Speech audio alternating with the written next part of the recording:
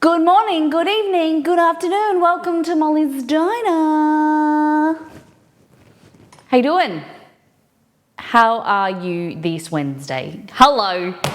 We are going to be making some tandoori chicken wraps with almond. I think that's what the menu says. So basically we're going to try and recreate this really amazing toasted wrap from a store called Jamaica Blue. It's got spinach, it's got chicken, it's got almonds. I think it's tandoori, but I don't really know. And then we're also going to be making like a super bowl. So I don't even know if the brown rice that I have in the pantry is good. I don't remember the last time I cooked brown rice. But we're going to try brown rice or quinoa and make like a vegetarian, I'm going to call it super bowl. Because Super Bowl sounds fun. It's going to be like roasted sweet potato, some broccoli or broccolini I think I bought, maybe even roasted carrots, maybe like tahini dressing, I'm not sure, but it's going to be fun. I apologize, I was cleaning the Stream Deck and we have a mode that like you can go where all of the buttons are like blanked out. And then I wiped and I was wiping and it went out of that mode and then I screwed up. So it was like, you're doing this on purpose. I was like, I'm not, I promise. So I apologize for ruining the countdown. Good morning. Hey Margot. Hey Narnia Kid. Welcome in. Rosalarita. Hello guys.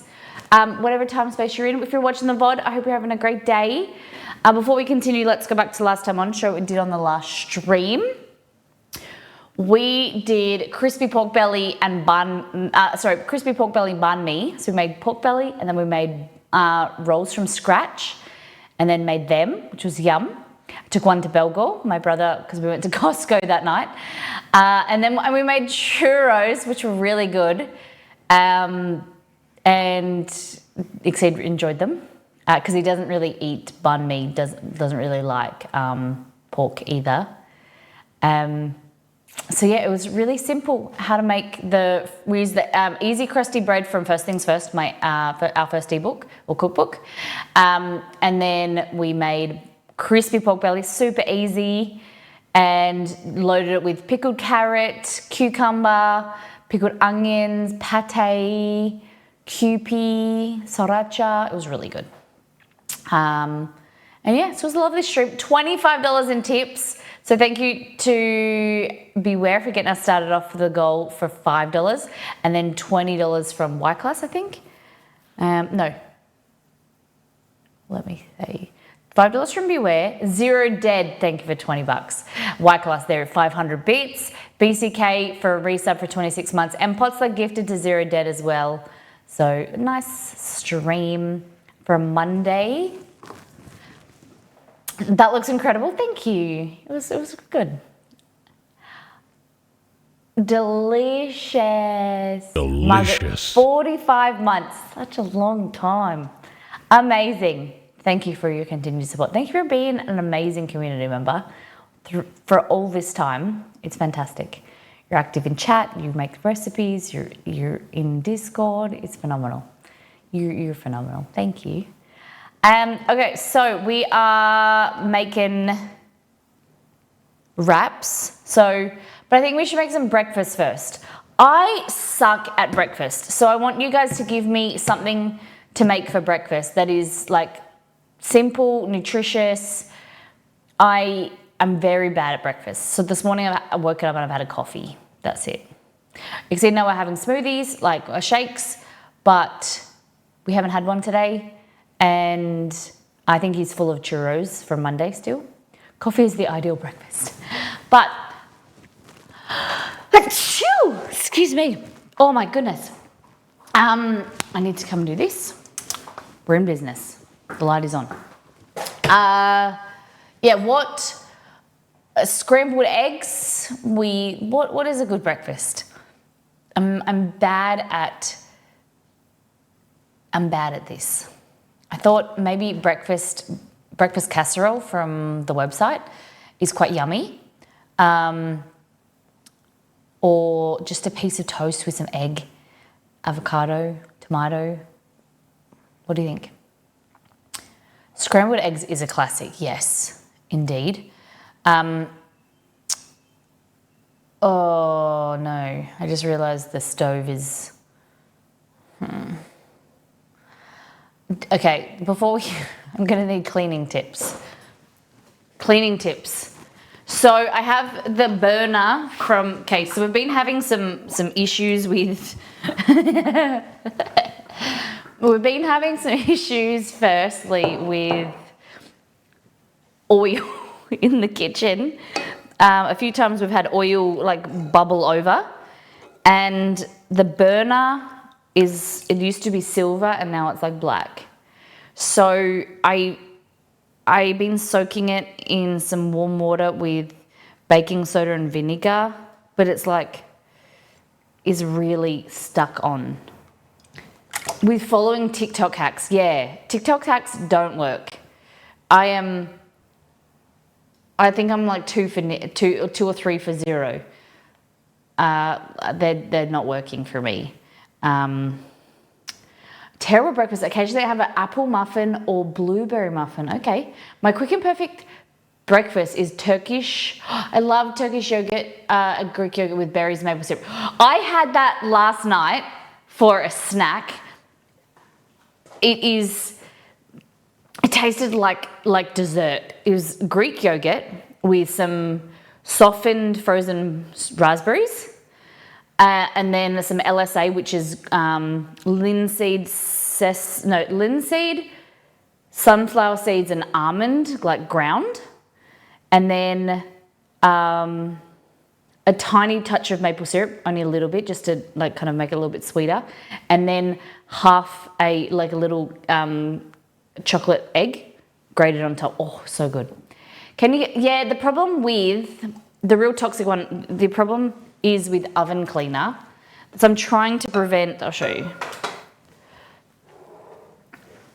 So see how this is like shiny silver? If you use oven cleaner, it strips it. The reason why I know, because I stripped the rest of them. This is the new, the oven man bought a new one. Because one day it broke, so they needed a new one of this. So like, see how that's what it turns out to be. Like it rips the oven cleaner, or even dishwashing liquid, removes the kind of like shiny covering of it. So that's how it turns out. So I'm just trying to figure out how I can more like naturally, I don't know. Chia pudding, I have a chia pudding recipe, a peanut butter one in the cookbook, first things first. But I just can't really get around chia pudding. I think it's a textural thing. So keep the suggestions coming. I'm not poo-pooing anyone's ideas. I'm keen for your ideas. So this is a wire brush. It's got like a really thick, like, coating on it that's like been baked in because of the oil, and it was so hot, the oil just kind of like really enjoyed. Yeah, that seems to be like kind of working. But I don't know if that, like me gonna scrub this is gonna just scrub everything off. I don't even know how much these cost. Maybe I just buy a new one. Gotta get induction ASAP. Don't tempt me. Yeah, I'm thinking it might strip it off as well, so might as well just... This is probably like 20 bucks.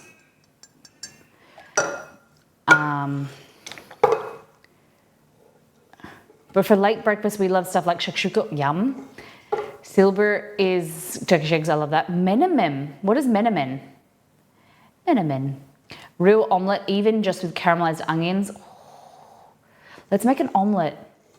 On pan with parchment. Hold on, Kerry, what did you say? What was the message before that? Welcome in. Easy, hello. Oh, man. Tamagoyaki. Okay, so tamagoyaki is egg, fried egg. Tamago is egg, right? In Japanese.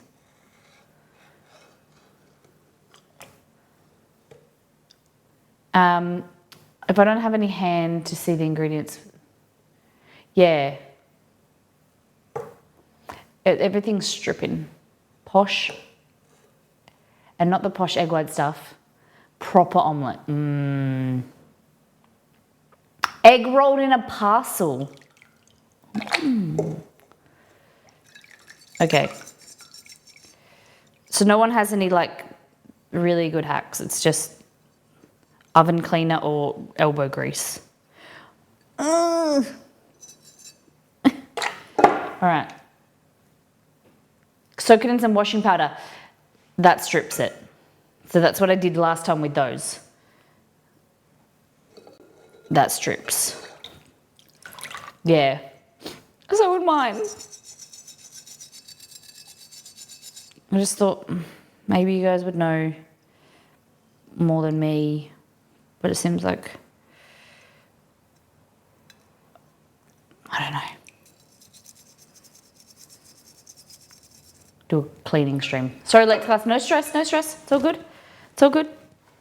So it's soaking in vinegar and baking soda at the moment. And water. The pink stuff. Yeah, use the pink stuff I got. Can't believe you remember that. Army Heroes.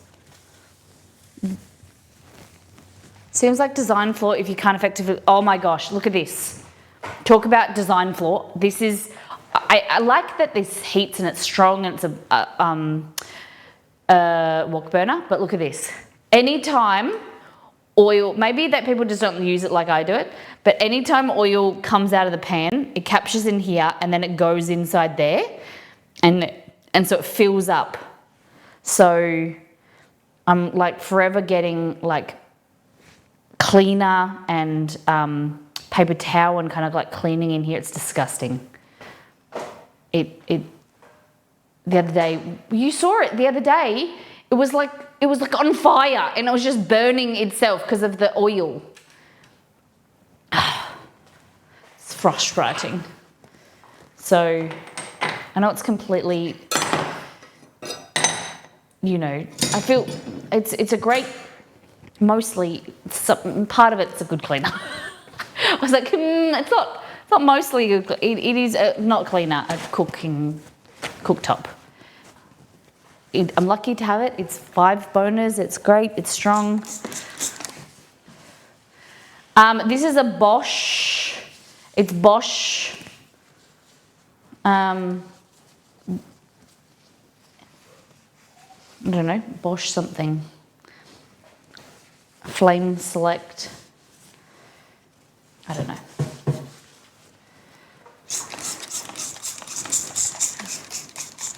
We tossed up going like induction or not induction, and like, because gas is great to cook on. It is, it's fantastic to cook on. But cleaning this, because like you have to take these off. So you got to do this with all things, but then it gets under here. I don't know, just.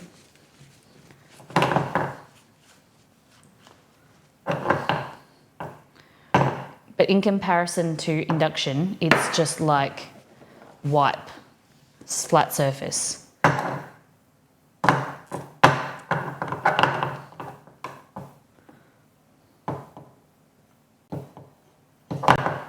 Right, you.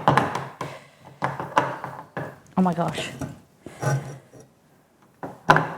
we go. There we go.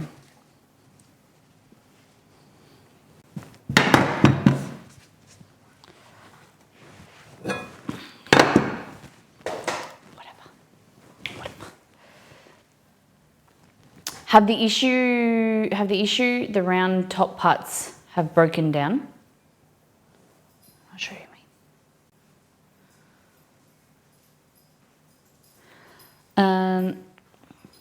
Sounds like stove is going to be on the really cold list. No, it's a lot of stoves are like this. The gas burners, especially the wok burners, they have that.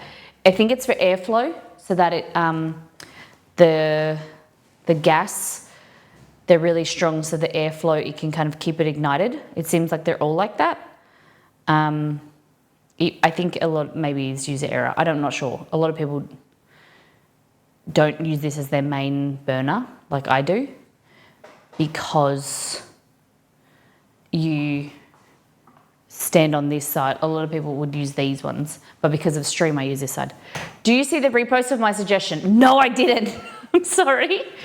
And you almost need a window cleaner on the black top to not get streaks. Yes. And then it's even with window cleaner, it's got, you can see fingerprints or streaks or whatever. Yeah. If it's the metal, maybe chucking it in the oven at a lowest temperature to loosen it up. That's a good idea. That's a good idea. On a low temperature. Let's do that. All right. So if you're just joining us today, we're making some wraps. And we're doing cleaning stream. Not really. So pop this. I'm just going to rinse it to get any vinegar or any debris off it. So it's just water. I'm going to go on a low temperature.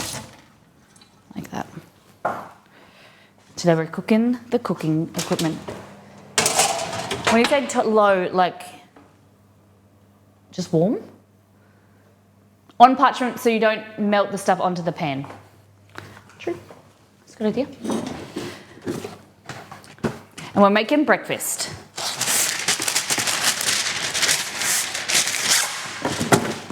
All right, Molly, I'm here to hear your almond wrap. Almond wrap?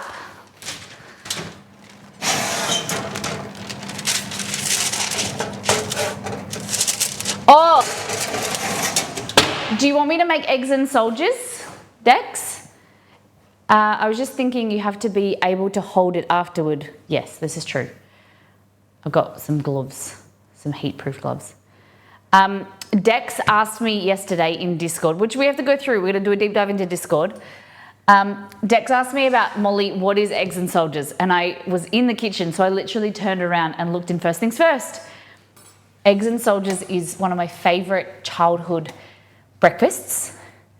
Eggs, soft-boiled eggs, and then buttered toast cut in strips.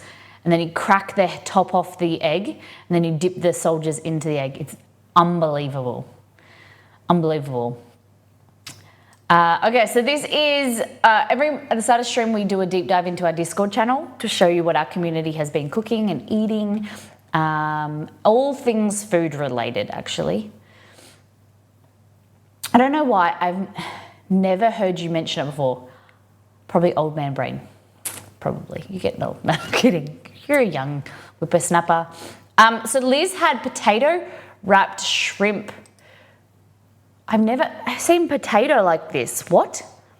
Kind of looks like, what is that? Is it katifi? That, really thin filo pastry. I've had them wrapped with shrimp.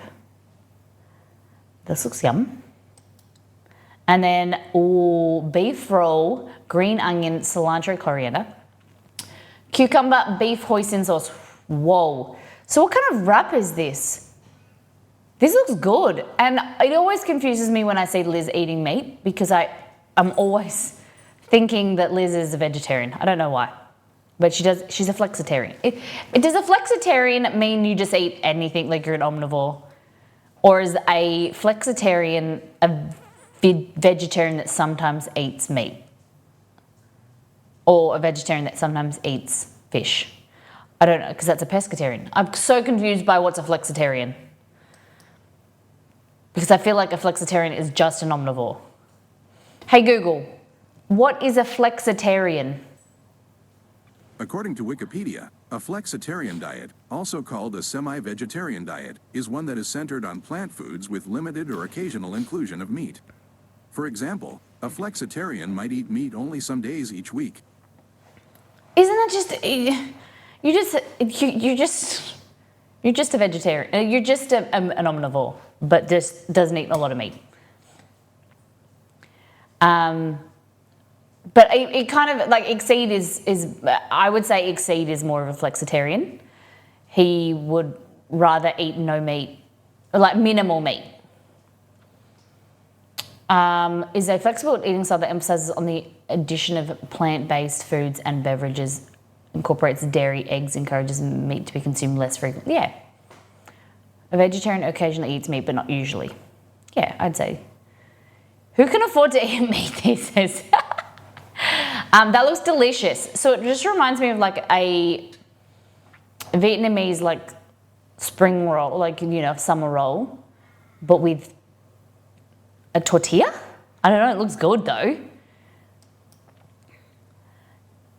You just eat meat, just not every day. Yeah, okay. Is anyone a flexitarian in the stream? Give me a holler.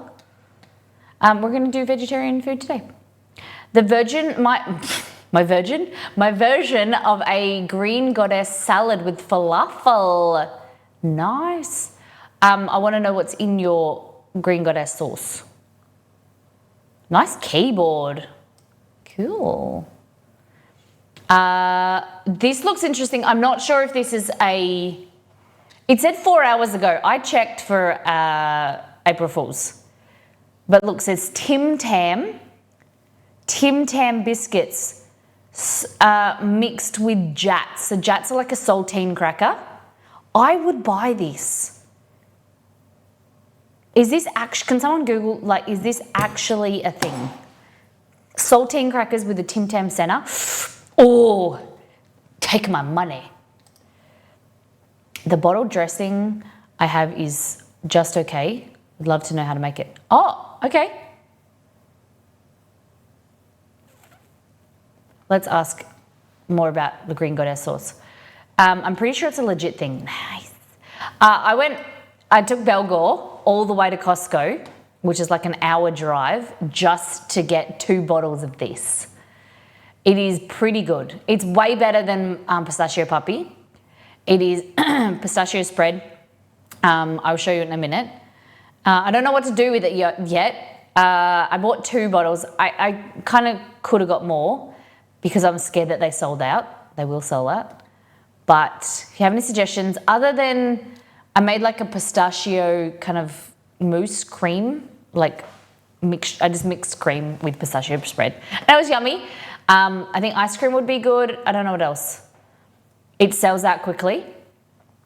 Yeah, but I don't know if West Australians like maybe it's not a West Australian thing. You know, you guys got more population over there. New recipes live! This is the blondies you guys were asking for. These are brown buttered blondies with white chocolate chunks. So these, you don't have to have white chocolate. You can definitely do milk chocolate, dark chocolate, leftover, Easter eggs. They're very yummy. I'd love to know what you think. Big fan.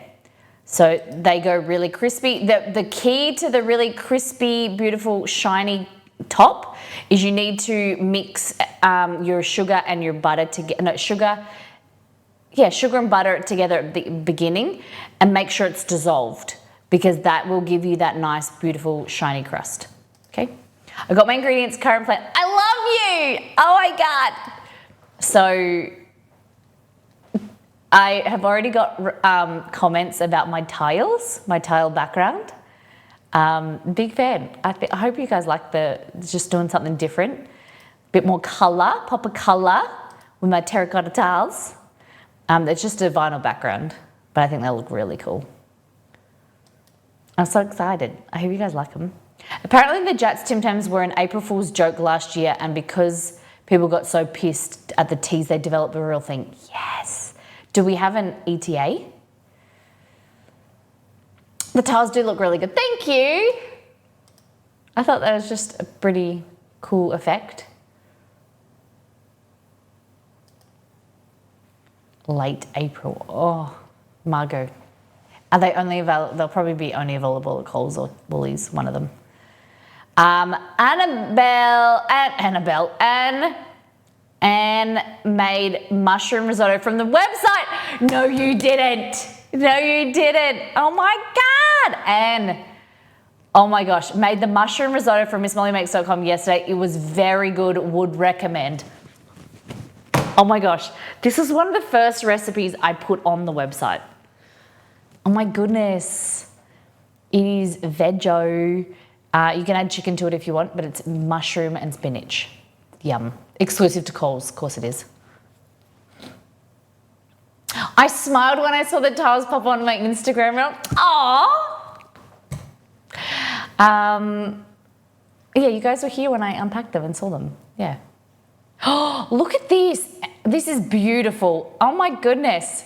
A midnight snack, an Eggo waffle, cream cheese, frozen berries melted in brown sugar. It was over my expectations. Wow. We don't have, from my understanding, we don't have any equivalent to Eggo waffles or frozen waffles really in Australia. Heaps of stuff that Americans, you guys have and we don't have. It looks good. A little bit of grated like chocolate on there. Curry breaded chicken.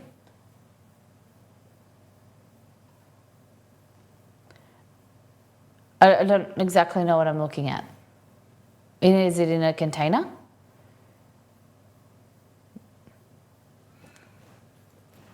I like curry breaded chicken would be like curry spices crumbed in the crumb. It's good. Breading. Thank you for sharing, bakery. Wait, really? That's an American thing? I don't know why that's shocking to me, but yeah, you guys, like, we should do another grocery tour where we go through a grocery store and you guys see what we have and what we don't have and things. You could be like, Molly, find like an alternative to this product we have in America. And I'm like, can't find it. Or I'll show you like what's popular here. Kate's colleague went to Loon and got a lemon meringue croissant. This looks good, but I am boring as boring can be. I like a plain croissant, I like a chocolate croissant, and I like an almond croissant. Everything else is like, it's just too much for me, I think. Especially lemon. I'm not a lemony person when it comes to desserts, but that looks fire. Look how fancy that looks. Would you guys have a lemon meringue croissant? Would it be for you? There's just something amazing about, I suppose, almond croissants are a bit fancy. But I don't have them all the time. I would rather have like a regular croissant with just some butter inside.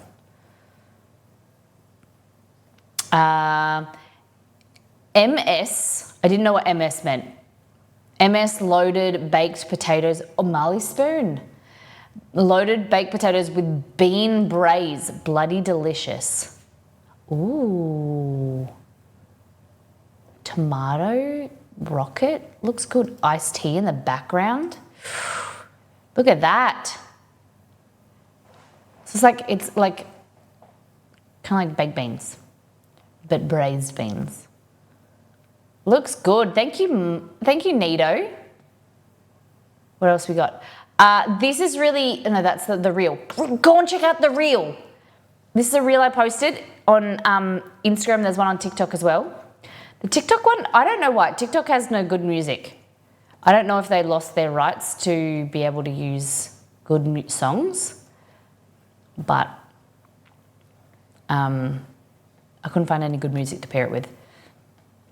Okay, beware. It was obvious that chili Colorado has been simmering all day because not only were the flavors really deep and developed, it was spicy even for me. Still loved it, and Jay said that he didn't know he would think I was having an allergic reaction. I turned so red. That if he didn't know, he would think I was having an allergic reaction. Oh, wow. What is chili Colorado? I've never heard of that before. They lost the rights to Universal Music, the majority of pop music. Oh, I wonder, because it's US and US are like boycotting TikTok. It sucks. Hey Google, what is chili Colorado? On the website sipandfeast.com, they say, Chili Colorado is a traditional Mexican chili that combines chunks of beef that are braised until tender in a delicious and smoky red chili sauce. Serve with warm flour tortillas, rice, and cotija cheese. Cotija. Nice.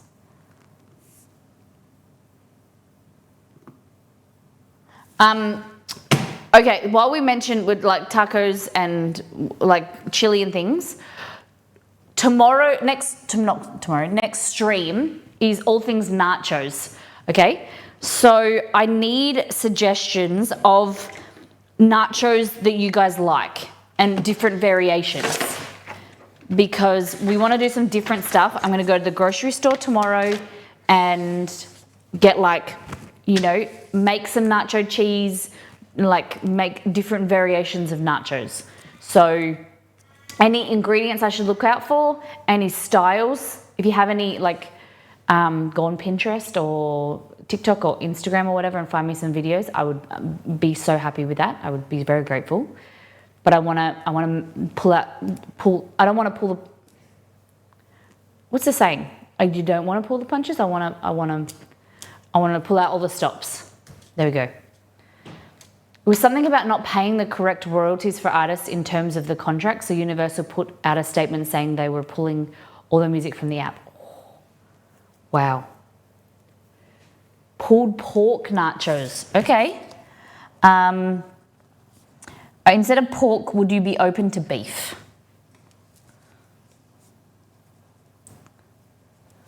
What about birria nachos?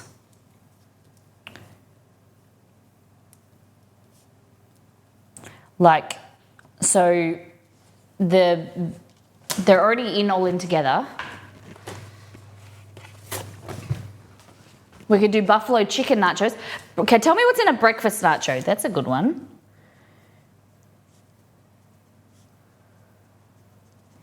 Okay, so if you go to All In Together, this book is messy. Okay. So birria style beef here. Birria here. These nachos. I don't know if I've got a close up. That's a stew. These nachos.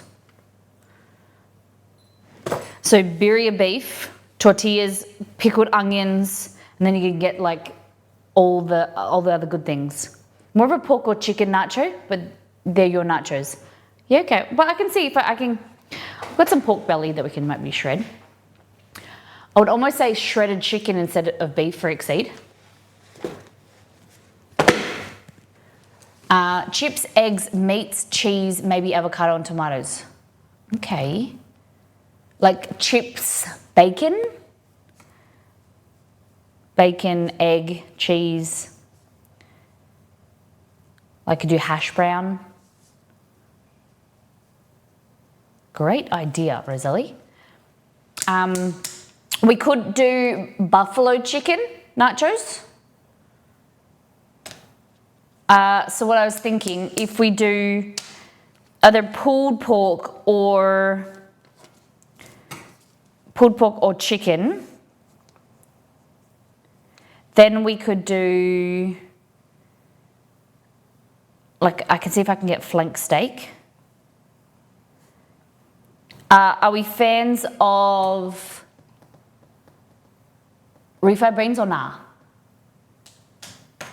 Refried beans? Do we like them?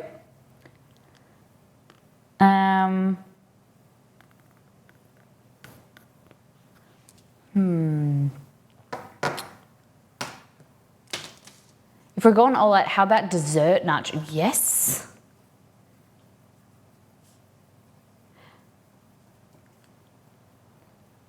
Have you had walking tacos? We made walking tacos a few weeks ago for Nostalgia Week. So I did make them walking tacos in a thing. They were good. Good idea, Shay. Okay, so in fresh chips with cinnamon sugar instead of salt. Fruit. Oh, fruit. Okay, fruit. Cinnamon sugar nachos chips. So like you'd do like strawberry, like chopped up strawberries and fruit with like a cinnamon, carrot, like cinnamon sugar corn chips. We can make them fresh. Cinnamon sugar, kind of like churros with fruit, a caramel or a cream. Just found out my husband and his family have never had them. Shay, you're married?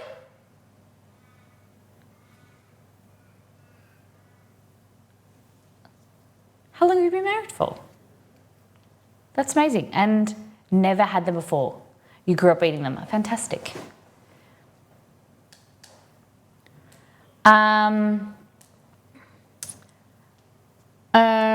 Fruit sauces and then a thinner custard whip. And then, what you mean like a fruit sauce, like a strawberry sauce? Berry sauce? I've got some of that. And then custard whip. Yeah, that sounds good. Okay, flank steak. And then like nacho sauce.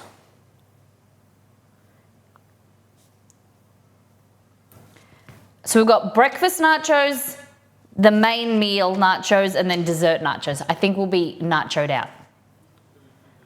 Strawberry, yeah, just people. I love it. I love it. I love it. I love it. Keep the ideas coming. Let's chat about it in Discord. I like the idea of the breakfast nachos and the dessert nachos and the main nachos. We'll do maybe 4 different versions. So we'll do breakfast, dessert, and then 2 different main meal. What do you think? Sylvan, welcome in. How you been? Oh, I did never mention that. This will be 3 years. Amazing. Congratulations. Okay, so the breakfast. Okay, so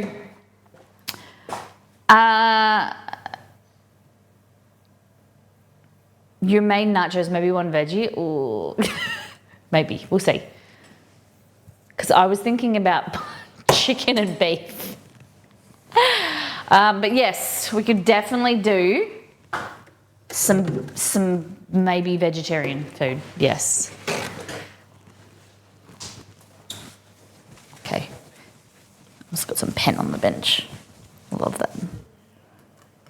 Okay. So, breakfast. We're gonna do the wrap later. I need to eat something, so let's make some eggs and soldiers, okay?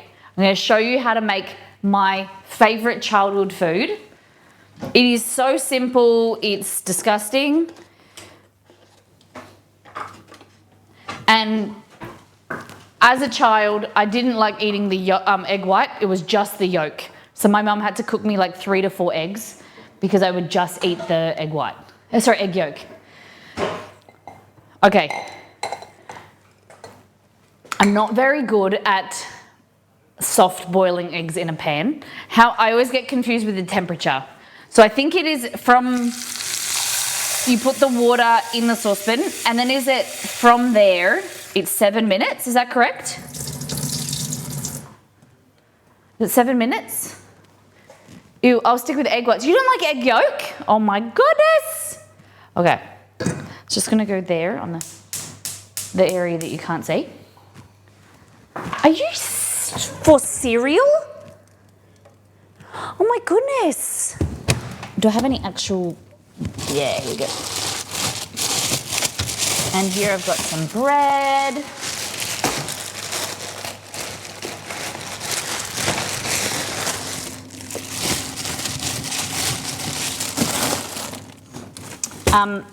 And while we're in them waiting for the eggs to boil, hey Google, set timer for 7 minutes.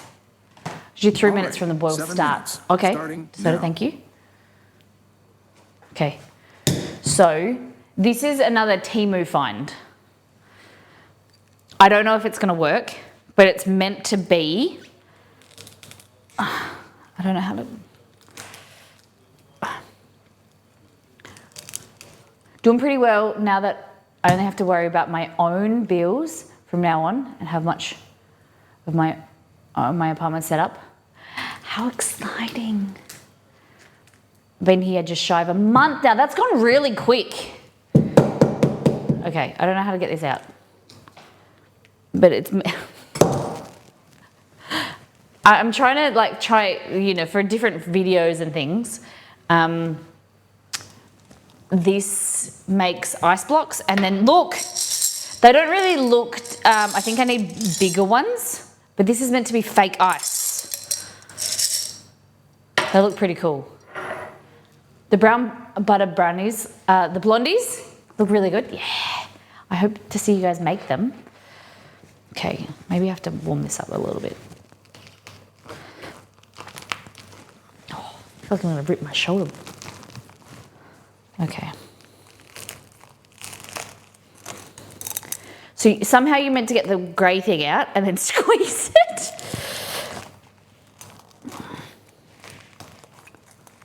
I feel like, don't rip your shoulder out. From experience, Kerry, you don't recommend. Got it. That was all we need to do, a little bit water. A little bit water. Okay. Let's see if this works. It's a pretty small, way smaller than I was expecting. Okay, so take that out like that. And then you just meant to squeeze.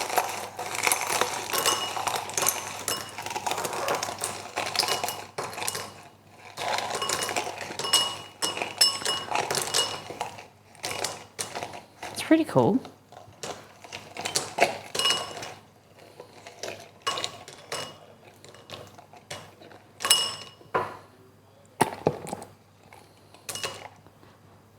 Nice. Wait, there's more. They're bigger than I was expecting, but they should be able to make a cool drink. You could make them coloured. Imagine them coloured. So you fill this up with water and then you put that in there like a plunger type thing and then freeze it. So I think it was like $3 or $4. I thought I just wanted some small ice blocks for food videos.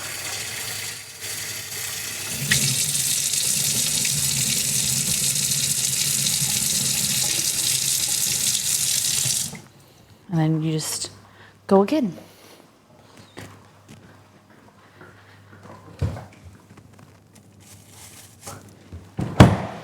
Okay. I have a new drink idea. Okay. So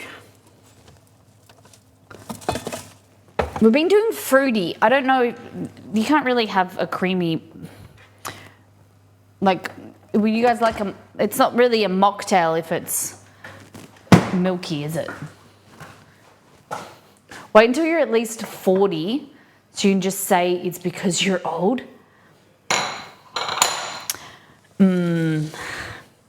Having the, how old, okay, for people that are over 30, or has anybody been having like, not a midlife crisis, but like a realization that you're getting old recently? Like, you know what, you just, for some reason, like when my 20s, I was like, oh, definitely, like, you know, you don't feel old and whatever. It's only like, I think in the last year that I've been looking around, seeing people around me getting older, and then like me getting older, and I don't know, it's not a bad thing. Aging isn't a bad thing. I think society like makes us feel that aging is a bad thing, but we need to embrace it. Okay, I'm trying to find, doesn't matter. Okay, some things you'll need: some ice, some lychees. So just grab yourself some lychees out of here. Let's go with 3. Ooh, get them in there. A little bit of lychee juice. Like that. And you want to just smush the lychees up.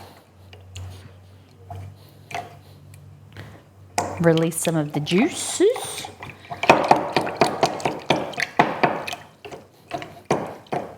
This is called a muddler. I started celebrating my birthdays again after turning 50, after trying to avoid birthday parties for years. Can I round up? My shoulder is okay, but I have another pesky, but I have other pesky body parts. Got the realization around 40, to be fair. Women stop counting them after 21. 25 insurance drops significantly. After that, there's no benefit to having health insurance. Is that what you're saying?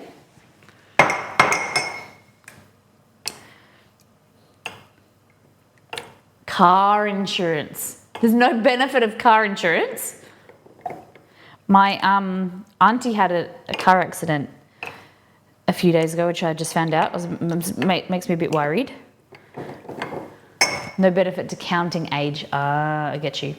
Okay, so we've got, here we've got lychee, and I'm thinking we could either go passion fruit or pineapple. What do you think? What do you think goes nicely with lychee? I'm going to go around the back, and by the time I come back, I want you to tell me what you would prefer. I'm just going to get some edible glitter, because I love edible glitter.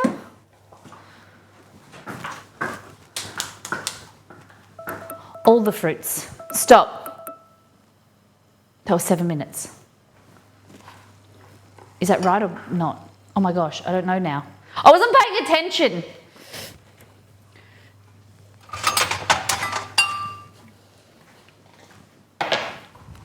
I didn't even toast my toast. Oh my gosh.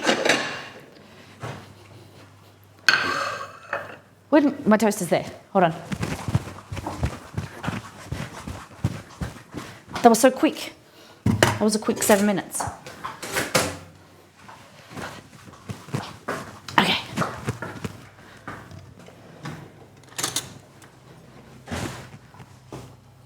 Just grab out one egg, like this, and you put it on your little, here.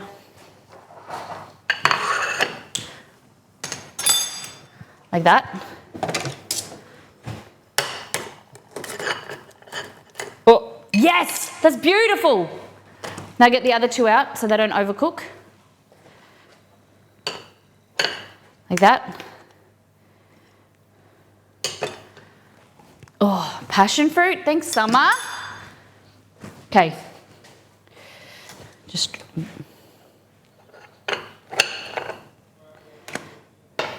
Just dry this.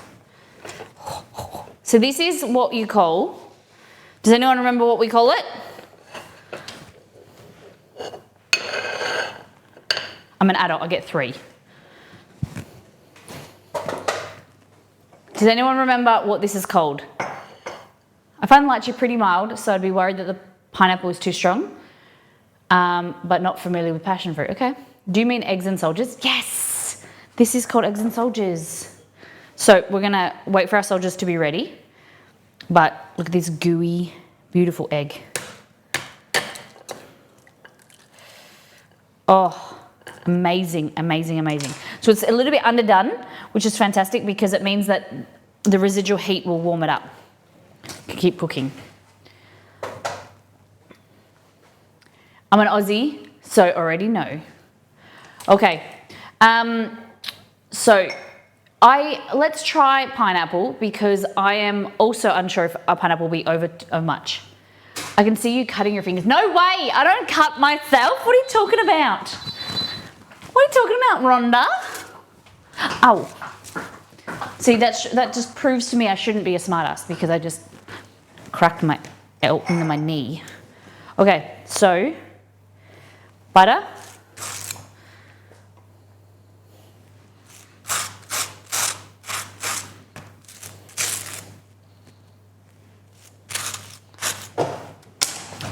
Don't cut on the bench, Molly. Okay. Tap down here. Beautiful. So nice and toasty. And then you get like this.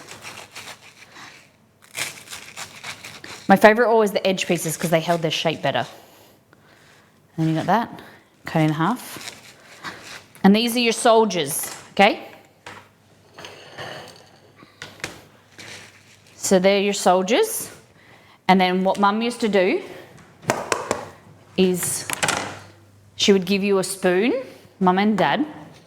You know when you talk about your childhood, so often you just talk about your mum. My dad used to make these for me as well.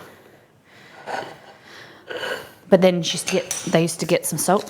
Used to crack, just grate a bit of salt on top. Look at this. This is the best. So you just get a soldier like this, grab one, and you just dip him in there. And then you would have a spoon. You would get a spoon so you could eat the center, but you would dip it in there. And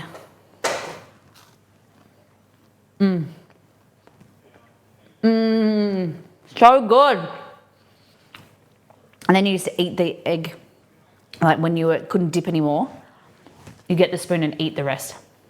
You call them dippy eggs, dip eggs, or eggs and soldiers. I know them as. It's the best.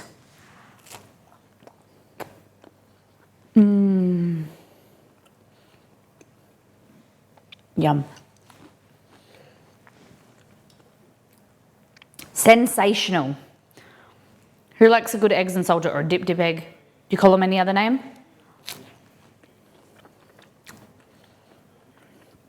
God, egg yolk is so good, isn't it?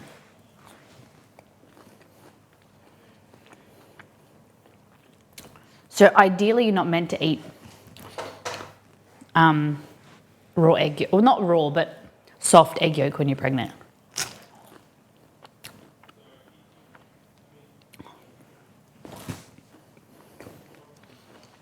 Lucky I'm not. Oh, yeah. So rich.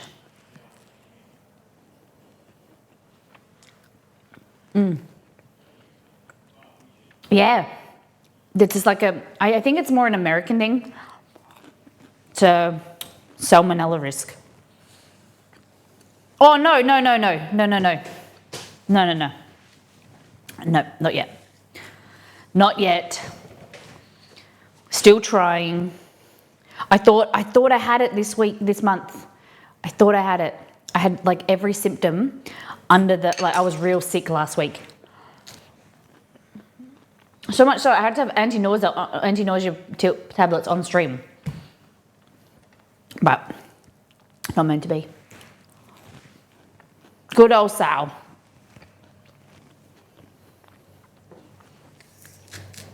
We'll get it. Okay, so then you go here, like that. So you can't really get that with a piece of toast, so you would just grab your spoon and you would just drag it like that. Some people like it like this, so it's a bit more cooked. And then you just get your toast. You just spread it on there like that. Yes.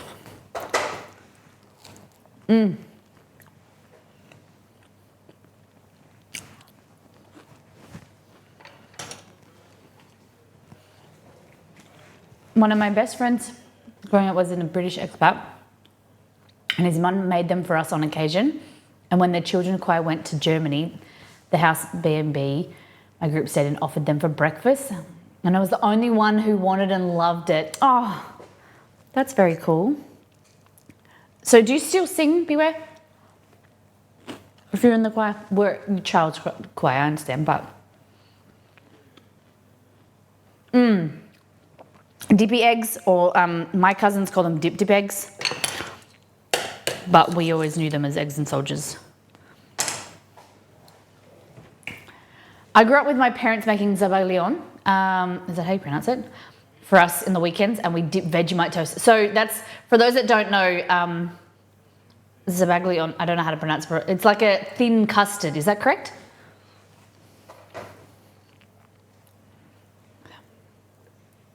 Oh, yum. Dipping Vegemite toast, wow. Were your parents immigrants, or were they first generation Aussies?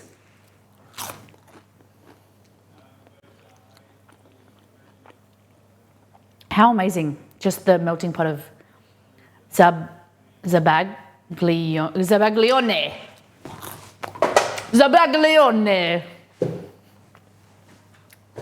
Zabaglione.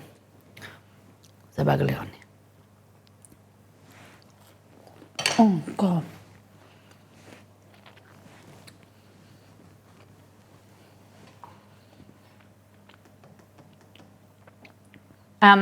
That's one thing I love about Japan. Eggs are so fresh and safe to eat raw. That's the thing about Exceed and I. So before we decided to have kids, we were going to go to Japan, and then we decided not to go to Japan because of there's the slight risk of, even though it's really fresh, eggs, seafood, and things like that. There's things, if we went to Japan, I wouldn't be able to experience. Like, wouldn't be able to have sake and food that I'd want to try. So we decided that we weren't going to go. But we'll get there. And Australia as well, the eggs are really fresh and there's less of a risk. But, and certain seafood. Cheeses as well, the dairy industry is, because it's a smaller country, things travel less distance and they're available on the in the shops quicker, or you can buy them directly from the farm. You can eat cheese like camembert if it's cooked. So you can put it on a pizza, or you can have, if you've got a craving for camembert or brie, you can make a baked brie. The only ones that aren't recommended to be heated or not eaten at all are like your blue cheeses, things that have mold on them. Uvu batuto is another name. Beaten eggs and sugar and masala. We just don't heat it over a double boiler. We eat the eggs uncooked. I like that. Oh man, you do make it to Japan. Don't be afraid to dip your shabu shabu meat in raw egg. I hear that's good. I've seen people do something very similar in Thailand, where you get meat and dip it in raw egg. Ooh. Just mutter and no one know the difference. Zaba as in Zaza, Zaza Gabor. Zaba, Zabaglion. Zabaglion.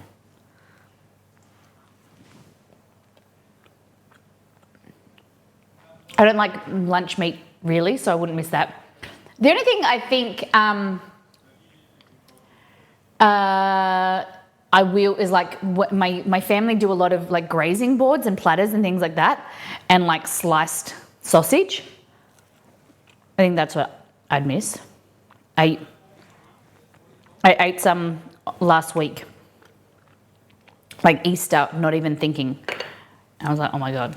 But, I wasn't pregnant then. But yeah, I just thought, oh my gosh, I got to be more aware of what I'm eating. Okay, I'm nearly done. But I hope I introduced you to something delicious.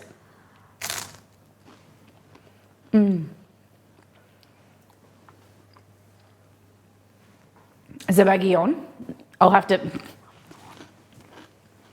I'll get it. Probably just need someone to say it. Hold on.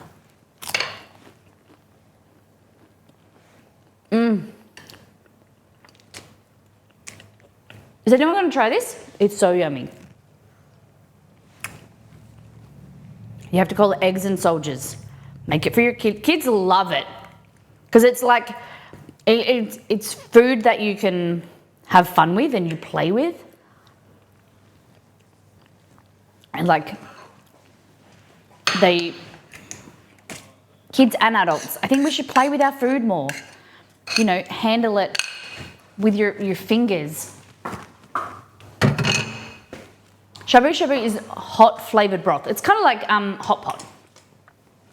Shay, if you know hot pot. It's like a Japanese hot pot, right? Okay. So, we've got our lychee. Let's go back to this. Lychee. And I'm going to try and find pineapple juice. I buy the no sugar added variety. Sugar juices, bottled juices have a lot of sugar in them. If you don't check, especially like pineapple juice. It's a preservative. And like things like grapefruit juice, cranberry juice have a lot of sugar because they're innately sour or bitter. Like cranberry's really tart, so it needs a lot of sugar. Grapefruit's really bitter. Okay. So,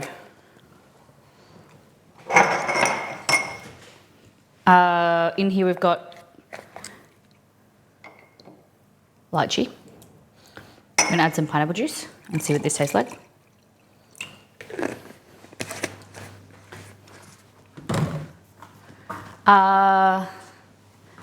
Lime, just a touch. You can do mint if you want. Basil, like we learnt the other day, basil's really good. We're just trying to find lime juice. Okay, can't find it. I'll just use lemon.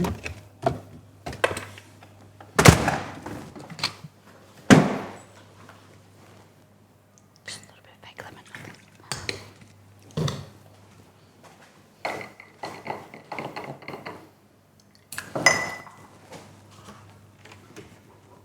We'll just do this. Okay.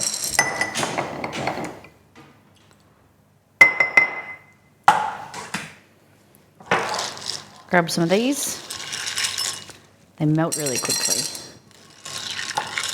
So this is some real ice and some fake ice.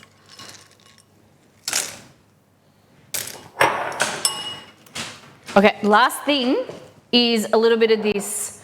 I love these in mocktails and cocktails. It's luster dust. You only need the tiniest bit. They're a little bit awkward to open though.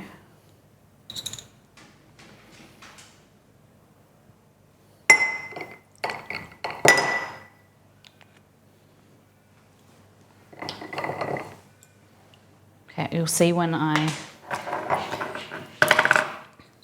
Oh, the dog door's shut. Hold on.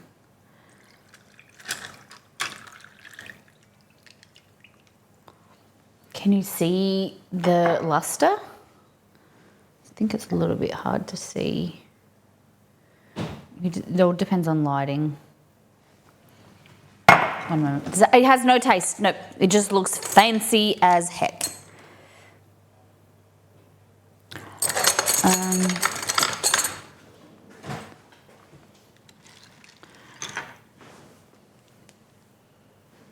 Can you see?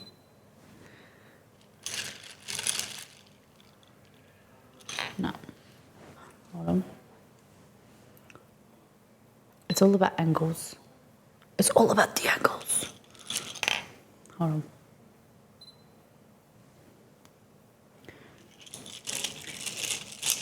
I can just put more in there.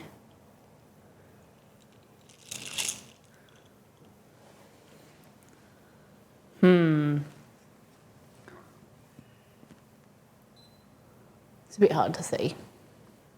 Damn it. Damn it.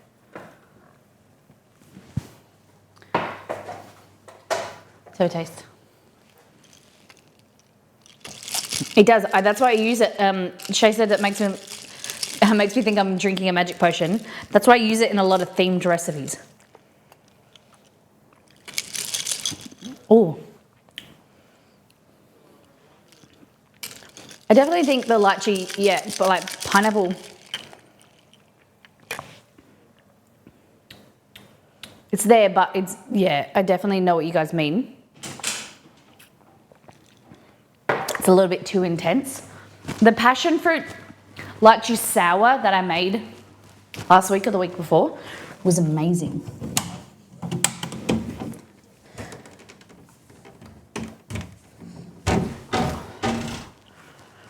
Because it was sour, it was sweet, passion fruity.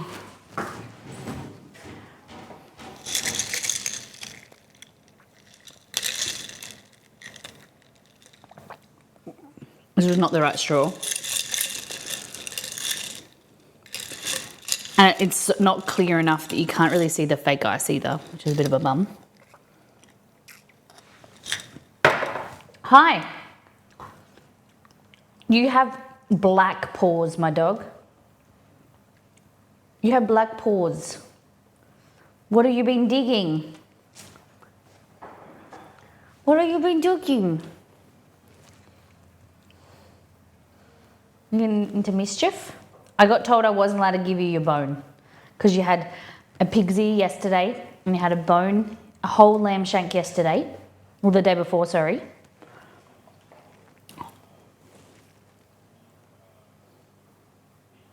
You look so little for some reason. You better not be losing weight. Dr. Catherine won't be happy with that. Okay. So yeah, if you want to check out the luster dust, I usually use a gold or a copper. It like shows up a little bit better than like a silver. But the company is, this one's called Barco. Neo Ripper, good morning. Welcome in. We have been streaming for 1 hour and 15 minutes. We have done last time on All Things Food. We've made eggs and soldiers and now a cheeky little mocktail. The straw is way too thin. What's up, Chewy? Let's try. Straw.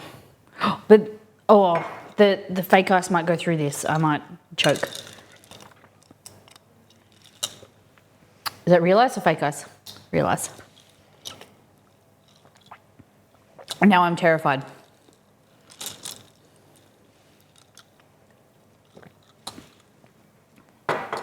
I never used fake ice in a drink. It's always just for photos. You know what I mean? Like I use it in a drink, but like not a drink that I'm drinking. And now I'm terrified.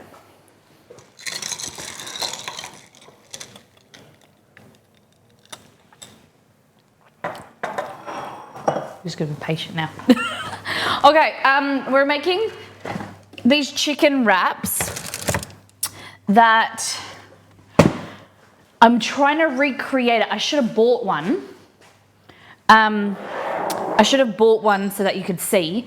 It's from a store called, or a, kind of like Australia's version of Starbucks. It's called Jamaica Blue.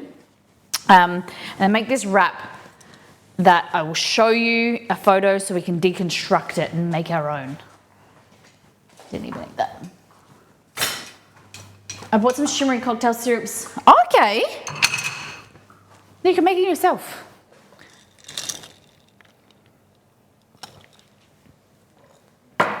Lara got a bath last Sunday, and the difference of how white her paws are. He's really good. He grooms himself. Like he'll get really, really brown paws from going walking or whatever, and he just grooms himself. But he must have just been outside or something. Hello, beautiful dog. How are you, Nia Reaper? How's your week been? Happy Wednesday. Okay, so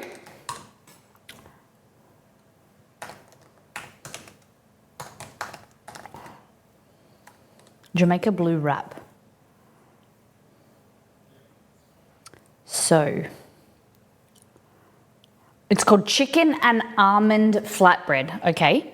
But I swear it's got like some tandoori something in it. I'll show you.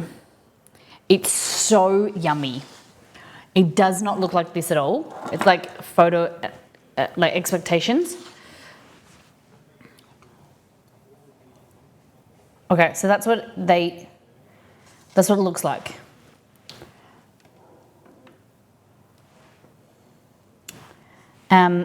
It's very, very tasty, but it's kind of like got some spice in it, and there's spinach around the edges. It doesn't, oh, it does say so it says chicken. Why don't we just, I've never done this before, got ingredients list and try to recreate it. So it says chicken and almond herb mix. So chicken mayonnaise,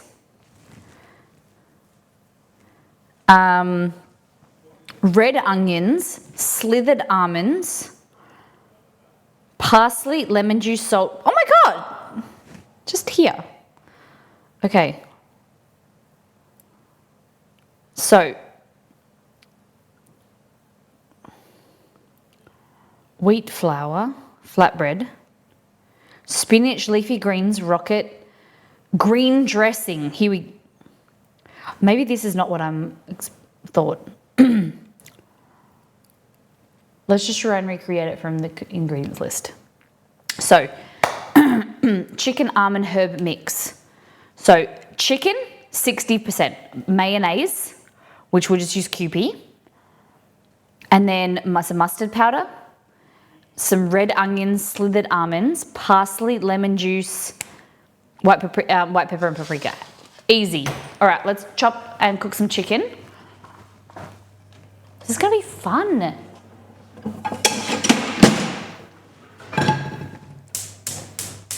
I thought that it had tandoori, but maybe it doesn't. Maybe I was just dreaming it. All right, we're going to use this pan today. We're going to grab our oil, like that, and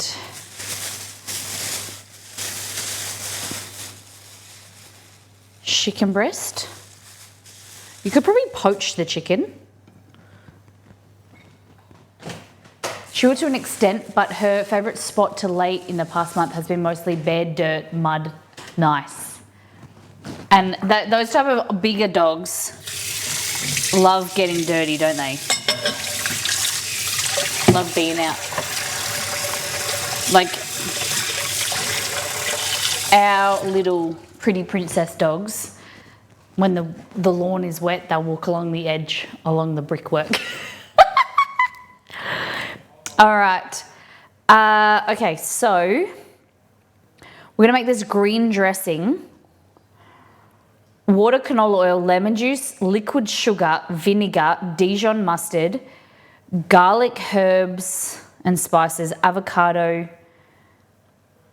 Oh my gosh. Okay.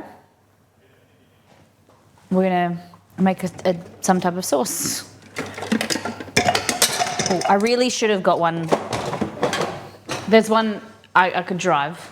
Just leave you alone on the stream for 10 minutes, 15 minutes. I'll get one. Okay, so it says green dressing. So water, canola oil, lemon juice, vinegar, mustard, garlic, avocado.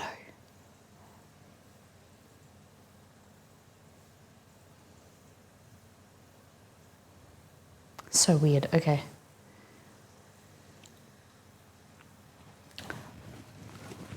Scaramouche, Scaramouche. We got an avocado. We do. We're gonna make like a green goddess sauce by the looks of it. I'm gonna grab some whole grain mustard instead of Dijon.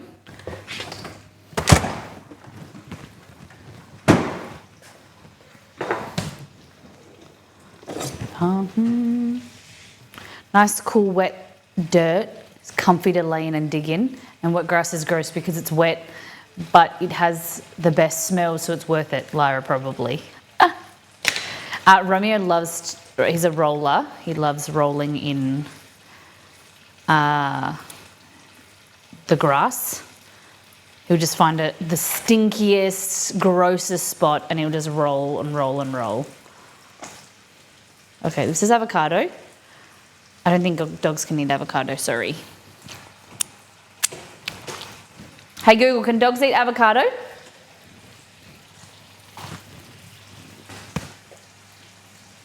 Hey Google, can dogs eat avocado? On the website sydneyvetspecialists.com.au, they say, while a staple of the Australian diet today, avocados are harmful for our dogs, as they contain persin, which can cause diarrhea, vomiting, and heart congestion. Okay, thank you.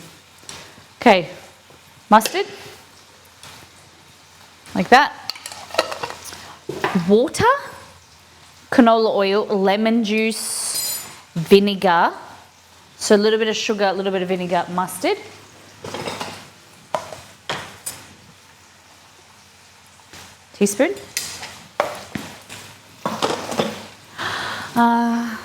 Vinegar.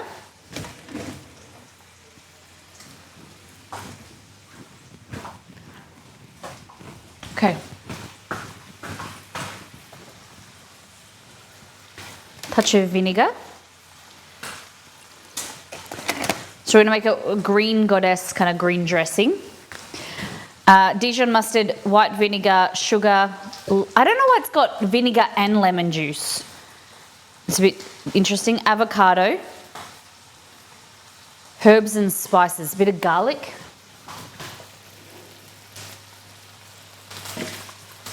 Our dogs love every lot of food, and Chester's always in the stream, so it just encourages me to ask what dogs can and can't eat.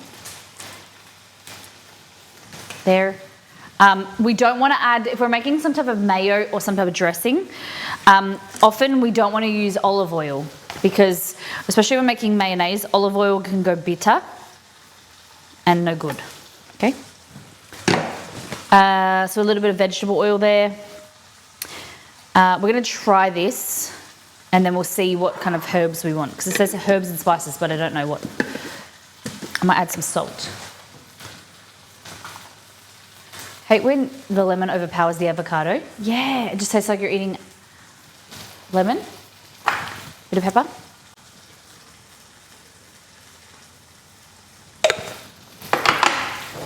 Okay.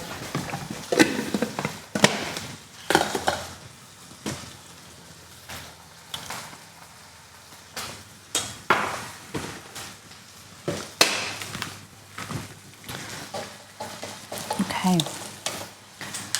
Whatever it takes. I'm so excited for the nacho stream. Hope you guys are as well. It's going to be really fun. All right.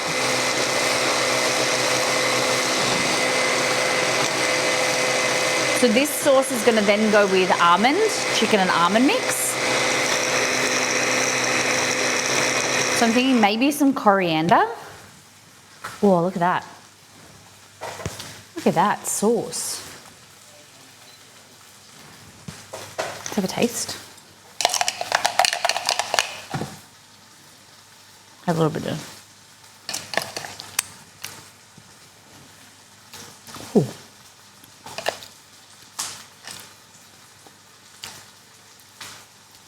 Yum.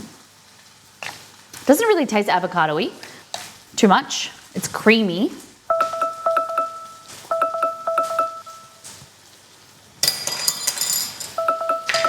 Stop.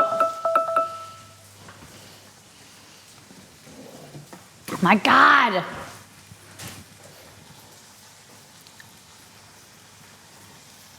Cheeky, cheeky. I was like, where is she? Okay.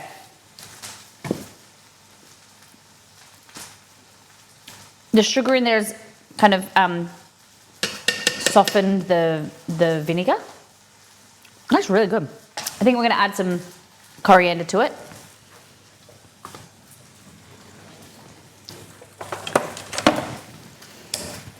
All right.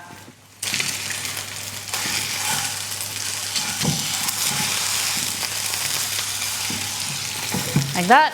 And then we're going to get some coriander.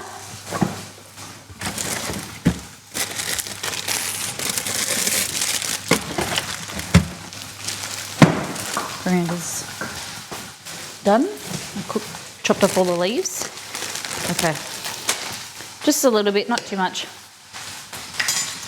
How you doing, Nito? We missed you on Monday.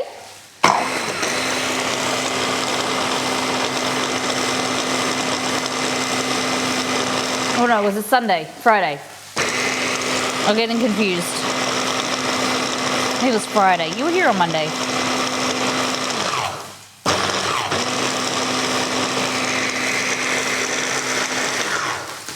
Okay. I'll taste this. Nice. Wow, that is good. I was here last stream, wasn't it? I think so. Okay.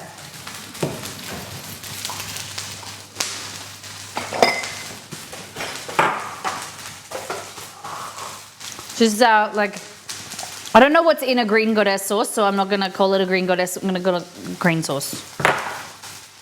Hey Google, what's in green goddess sauce? Sorry, I don't understand.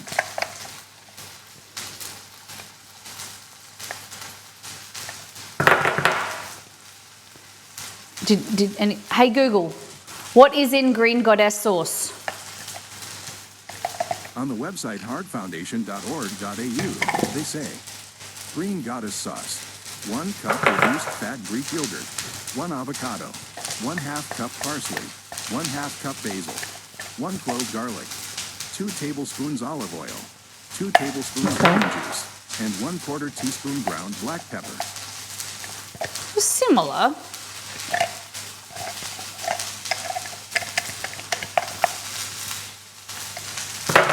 Here we go.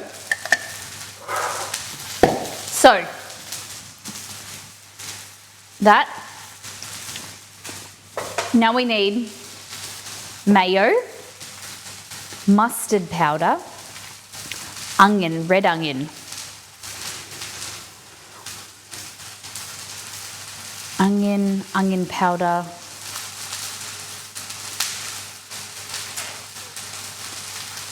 Dill, onion powder. I'm not sure where that comes in.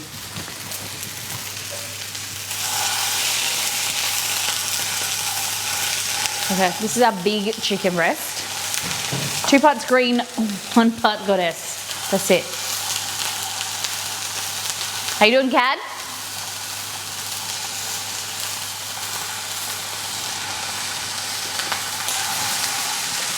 It's a big chicken breast, right? Okay, so what I just want to do is grab it like this, hold it up, and then just run your knife.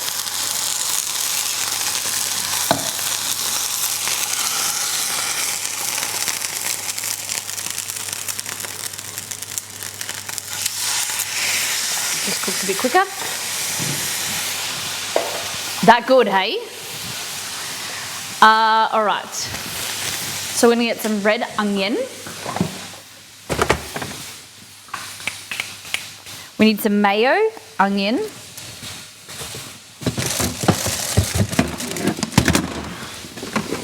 So I thought about it, you know how we were talking about the savory churro recipe?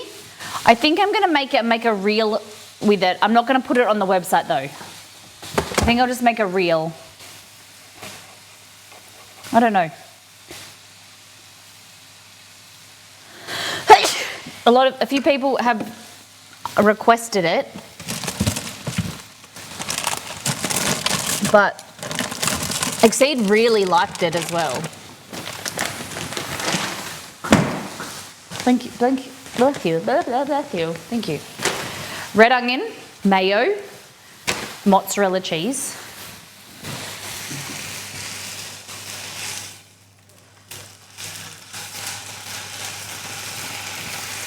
I'm going to do this again. Well, it doesn't.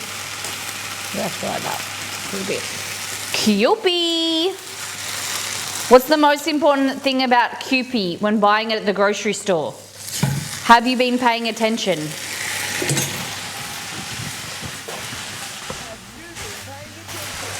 Oh, sorry, Jess. Good boy. Get the one with MSG in it. Yes. Yes, yes, yes. I hit the pedal, didn't I? Yes. MSG, not yeast.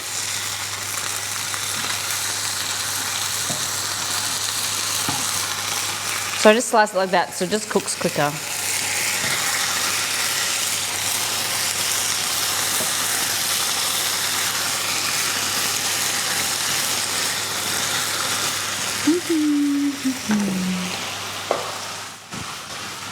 Wash your knife.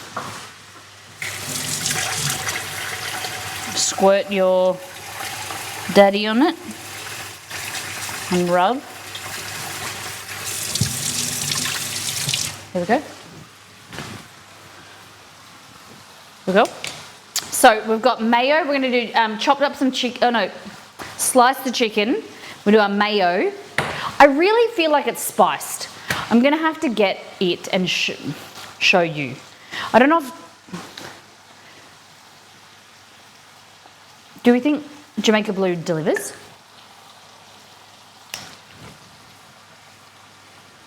I really didn't plan this well enough. I can't show you, like, make something that you guys don't know what I'm making. Because I don't, like, these ingredients are making it taste herbaceous, but I don't think it is herby. I feel like I thought it had tandoori, to be honest. Or some, like, cumin and stuff. These are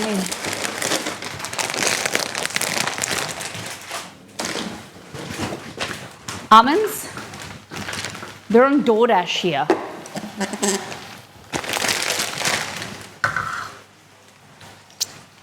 DoorDash.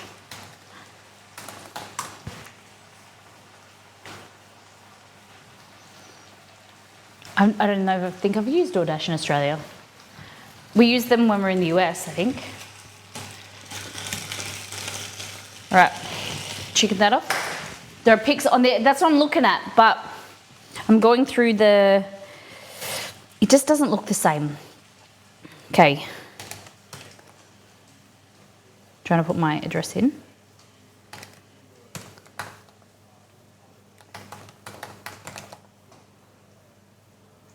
See if they deliver here. Order please.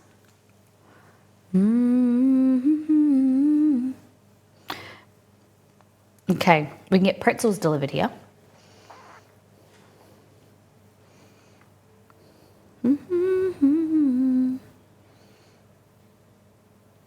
Wow, that's not a lot. Reject shop.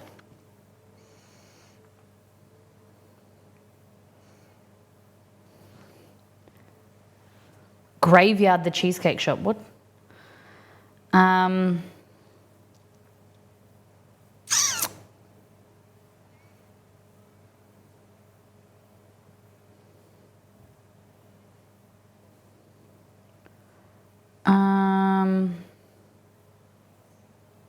Hands. What do I call it?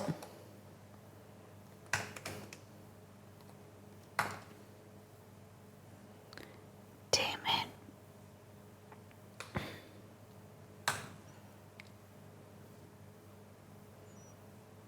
Let's go to Uber Eats.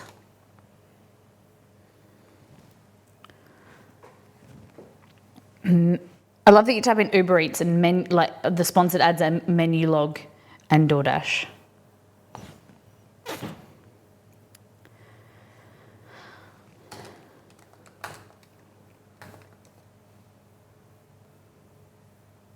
I'm a sucker for you.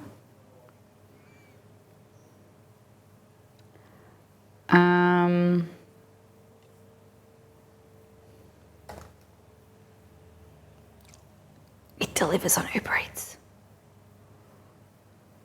Okay, let's see how much it is.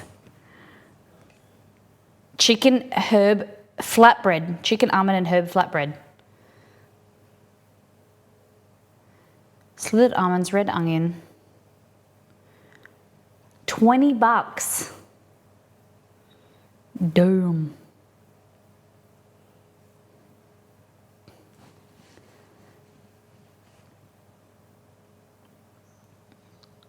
Okay, so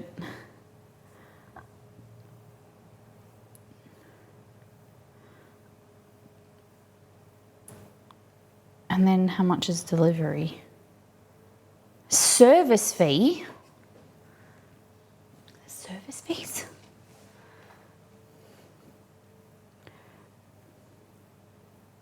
Oh my God, go away, Google.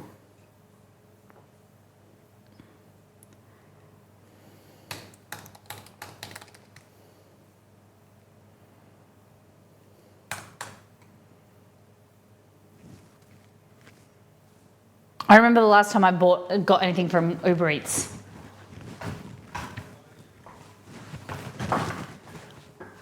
It look like crap. I don't care about what it looks like. I want to know what it tastes like.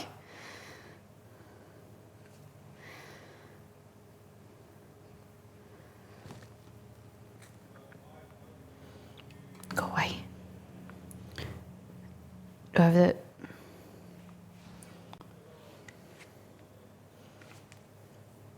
I want to know what it tastes like. If not, if...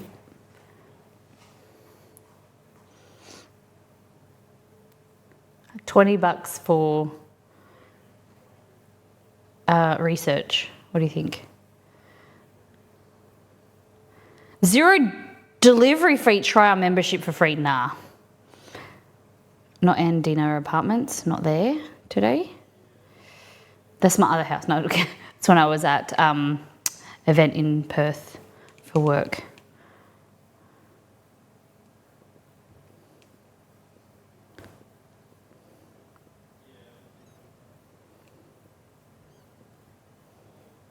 The pass is worth it. But we probably get Uber Eats maybe once every 4 months, 6 months. We usually go down and pick it up or cook at home or go out to a restaurant. It's the free trial though, yeah. I don't know. Hold on.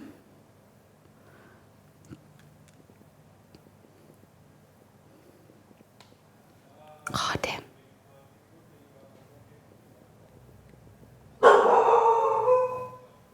If I'm ordering anything, I'm being bad and getting pizza. Oh, yeah. It was here a minute ago. Now... There's no one there.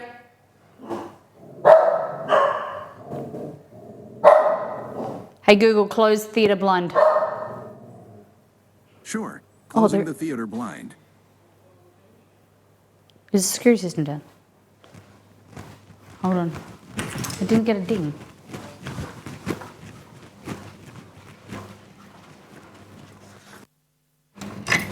Or that was the blind close. Yeah, there's no one there, you nincompoops. I just heard the blind closing.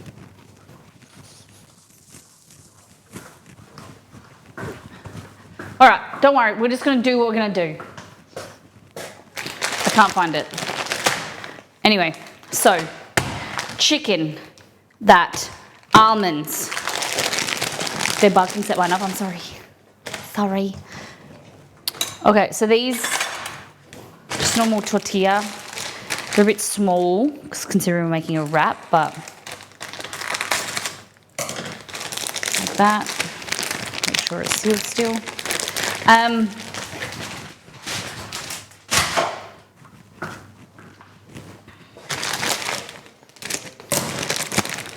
Cooking by the book. Cooking by the book. Yes. We always cook by the book. So, a tortilla. Put it back there. Okay.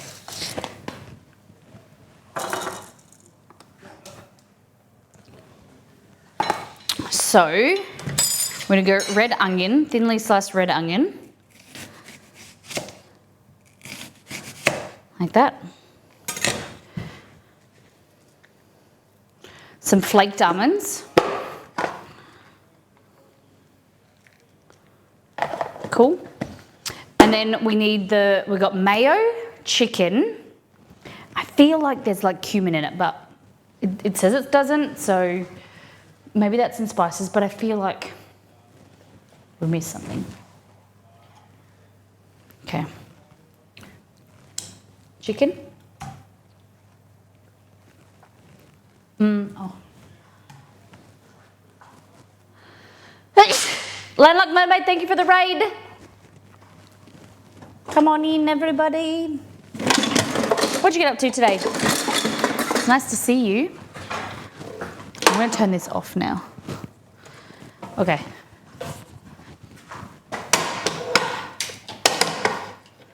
No, let's do this. Let's do it again. I keep sneezing today. I should wash my hands, shouldn't I? Yes, Sid.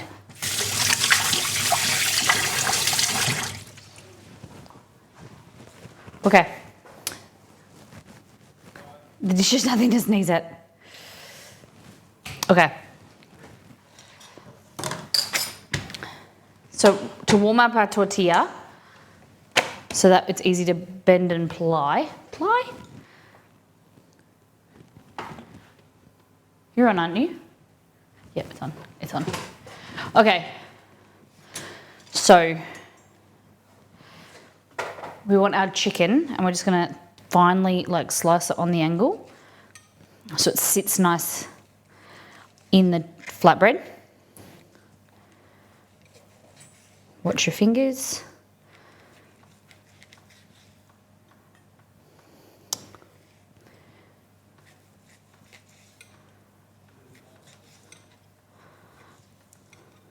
Like that. And then like that. It's good. Guys, it's like cooking with dog. You guys seen that channel? Cooking with Dog? You're my assistant. Huh? Okay.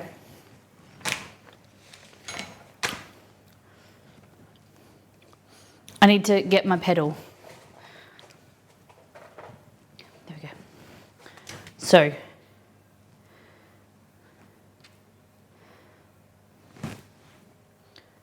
oh, we didn't do spinach. Hold on. The inside of it is spinach.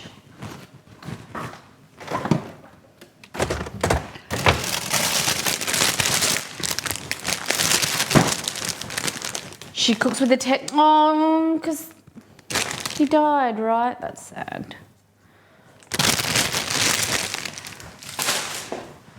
There's a channel, there's a YouTube channel called Cooking with Dog. And this lovely Japanese lady used to cook with her dog. And then he passed away. Okay, so chicken.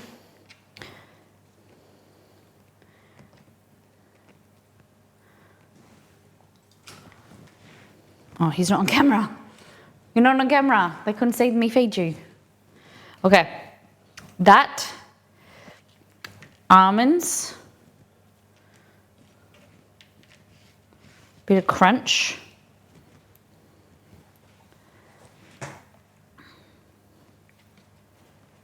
Red onion,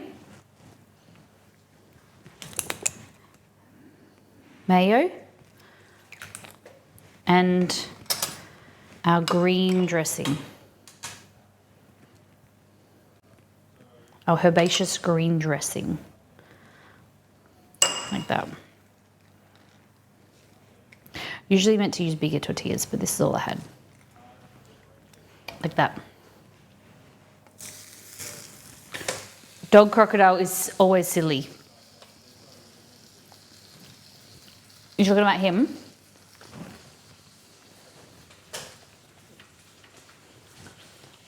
Tell him he's silly. You're not silly. I kind of regret doing parsley because I feel like, I'm sorry, coriander. I probably should have done parsley. Parsley would have gone better with the almond. Yeah. We'll see. See how it turns out. I didn't add any cheese. But what I think I'm going to do is now do a second version with some spiced chicken. Okay? So let's try that. Do you like my shirt? It doesn't show as much as this compared to this.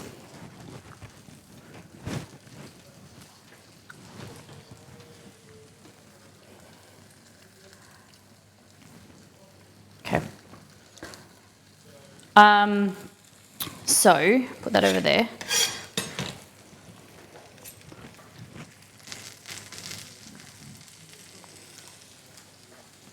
The shirt only messes with the camera slightly.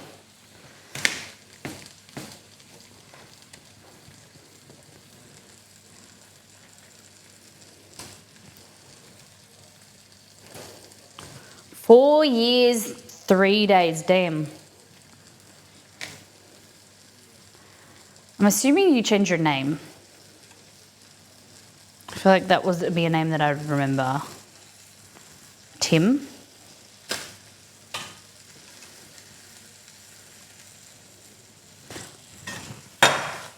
Your dog is being cute. My dog is trying to fumigate the room. Wait, Chester, he waits till night time. And then we call it crop dusting. All right, so chicken, I'm just gonna chop it this time.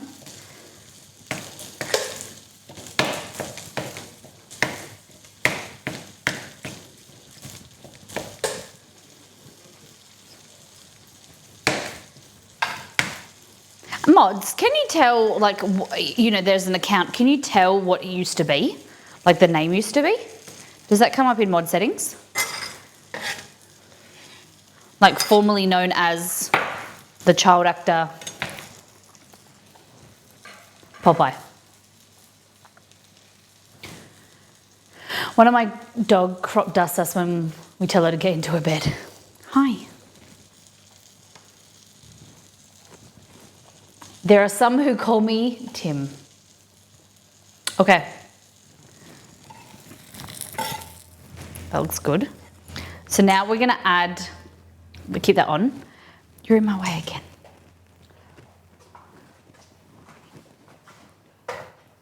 I see chat history and dates. Does not look like it retrospectively. Okay. It's interesting.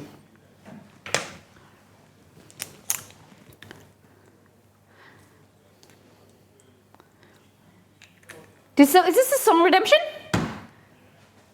Who's singing this?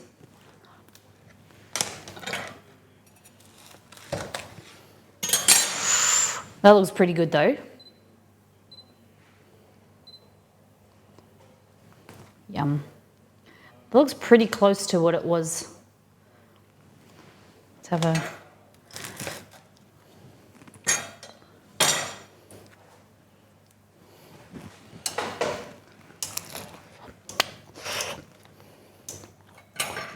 Oh, the cooked avocado ain't it, bro.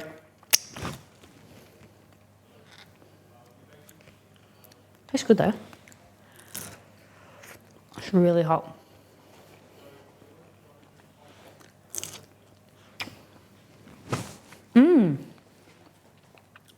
It's good. And welcome in. We've been streaming for nearly 2 hours. We have done last time on All Things Food. We've done dip eggs, aka eggs and soldiers. We've made a lychee and pineapple drink. And now we are making chicken flatbread.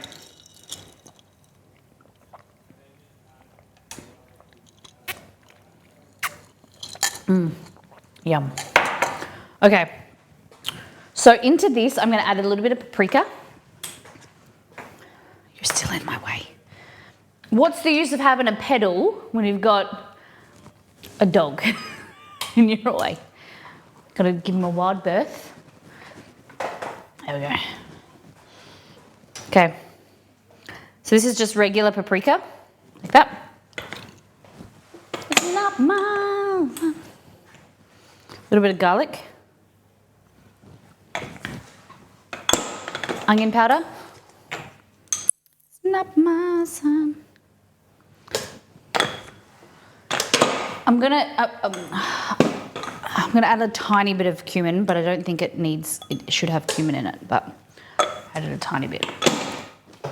Okay.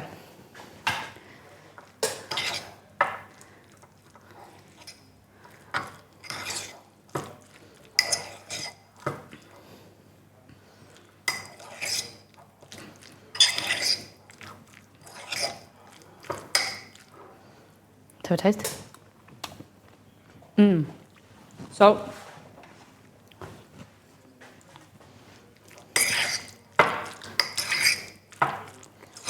My son. Okay.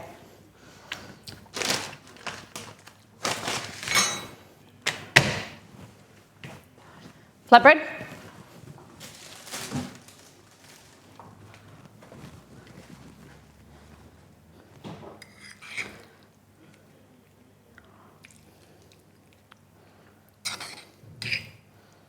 Good. Chicken.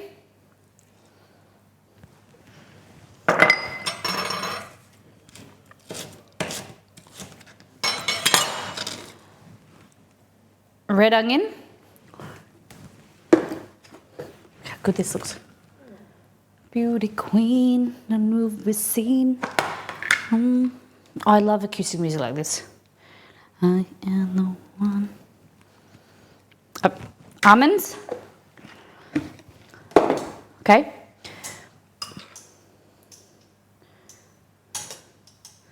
I need a little bit of this sauce, I think. Okay.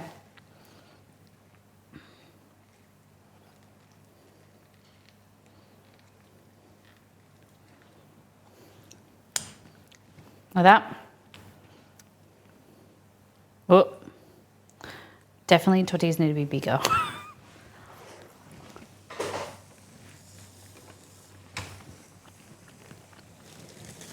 This is going to be delicious. Okay, now this is a bit cooler, I think you can taste it better.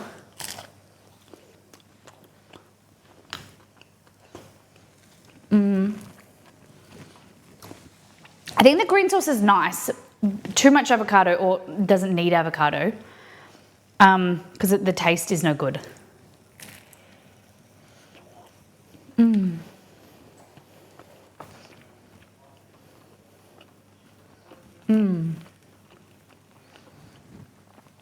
I do really like these containers.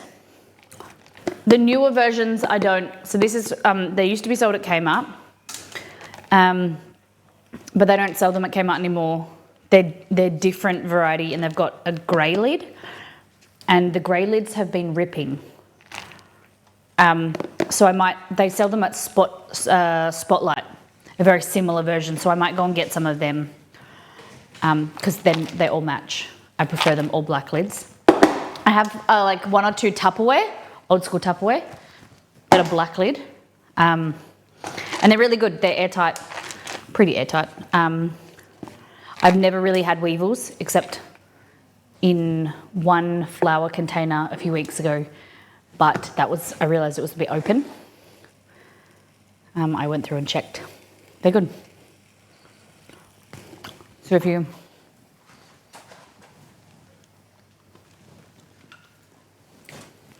like, I don't know if you guys can see very much, but if I open,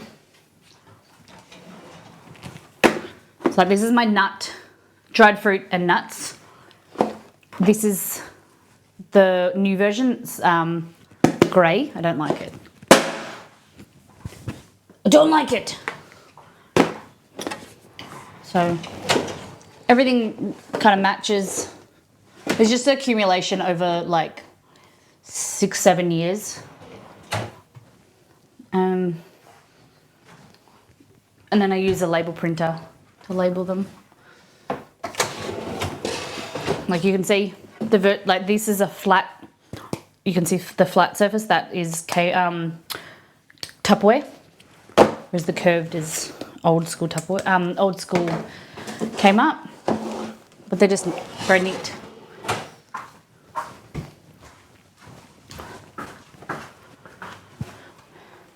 Dream Pantry. Your nuts are a little blurry. Okay.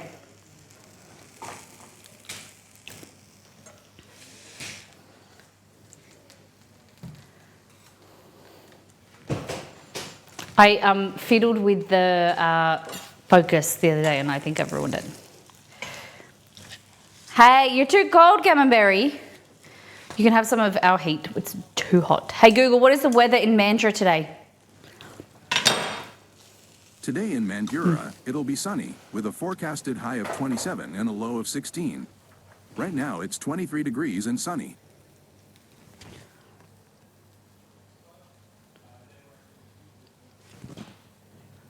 Oh.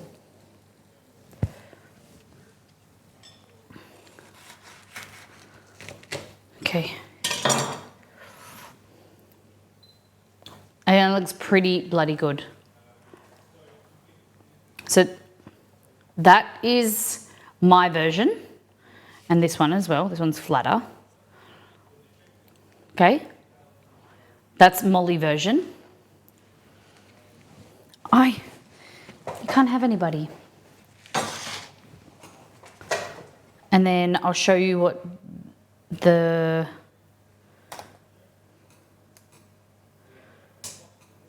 chicken and almond wrap looks like.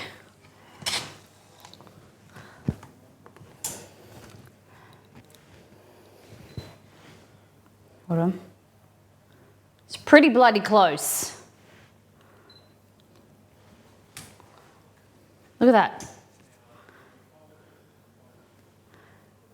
It's like pulling it off the screen. Look at that. Bam. Bam.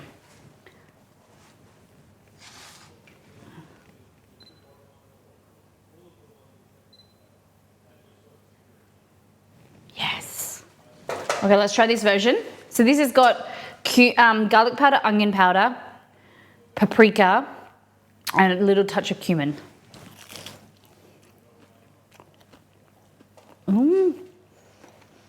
Yeah. That's so good. Wow. I think we did it.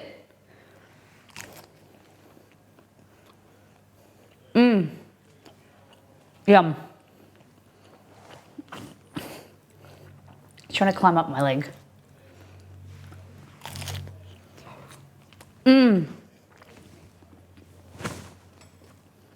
That's so good.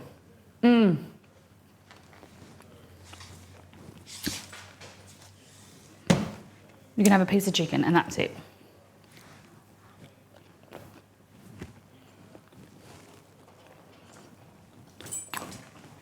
So, there's a bit of mayo with the mix, and then red onion, flaked almonds, and then I made this sauce, which I think we're gonna change the sauce around. I don't think it needs avocado. But in here we've got avocado, whole grain mustard, vinegar, salt, pepper, coriander, cilantro. It's nice, but I don't think I don't know. I don't think it's necessary. Or we remove the avocado and add parsley. Maybe some dill or something. The avocado this one less so because I used less of it, but this first variation, the avocado was like that uncooked, the cooked avocado taste. It was no good. I think you see we like this. The crunch of the almonds is really nice.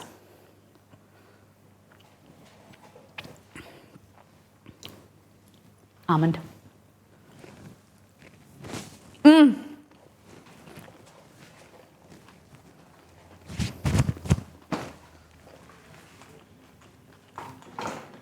We did it.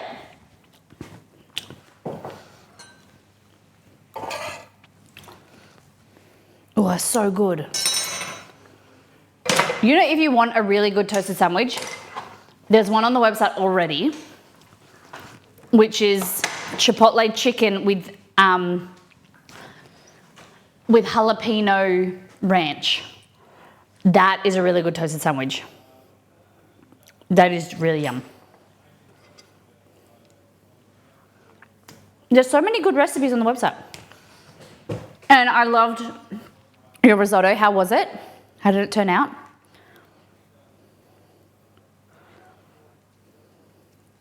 Was that recipe straightforward? Thank you, Roselli. All right, I'll give this wrap to Exceed, put it here.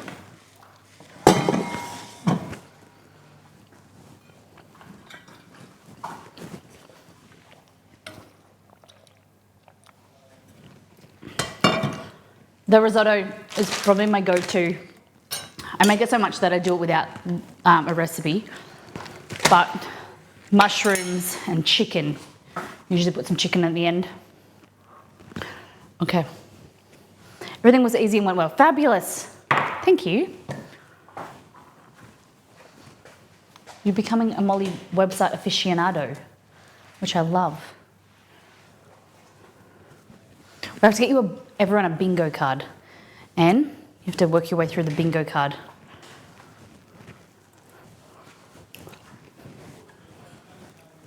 Okay, now we're gonna do, yes, I'm wondering when you'll cook for all of us. So we're gonna do a vegetarian bowl. And we're gonna start with some roasted sweet potato. So we're gonna grab this out of the oven. Now it's still warm. I'm gonna try and clean this. Oh my God.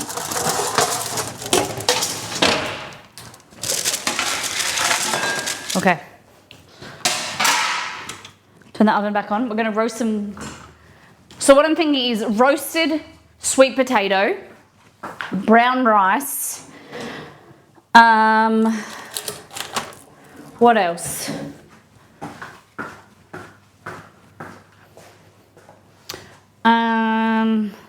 I was going to do guac. I could got half an avocado.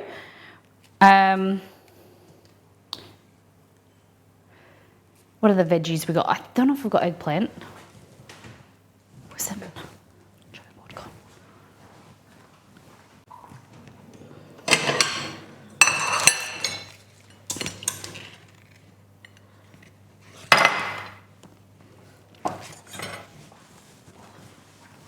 Oh, the stove?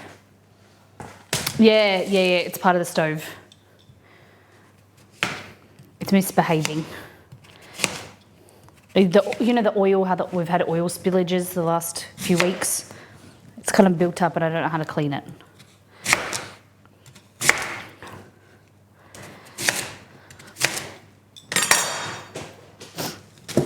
Excuse me. Why are the lights in your oven oh, they always do.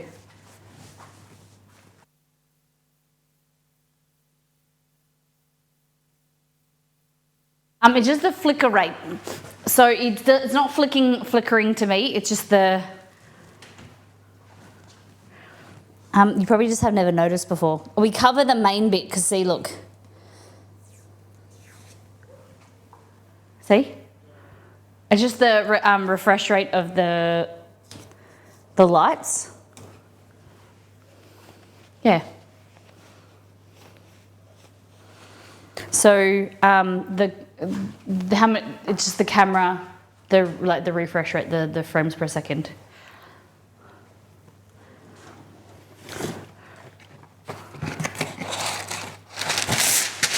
.50 hertz power. How much does the US have? She's streaming 60 hertz. Yeah. Okay. So we're just gonna dice this. You want to do bite-sized pieces, so let's, like that.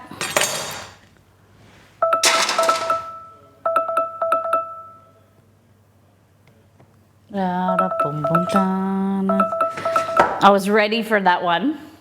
Who did that?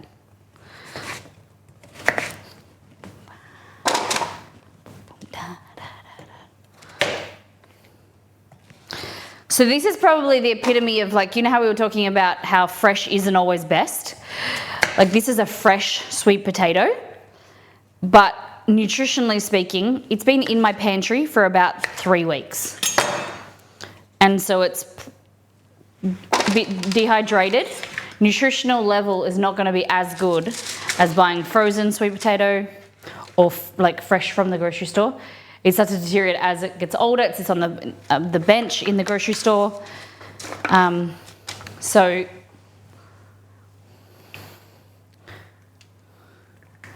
everything in the US runs at 60 hertz. But I'm pretty sure Australian power is, the voltage is higher. Is that correct? We bought when we went to the US together the first time, we took a blender so we were like gym junkies back then, like Sid and I. We took a NutriBullet and we went to plug it into our hotel in Vegas and it wouldn't work, or it was really slow. We thought it broke on the flight.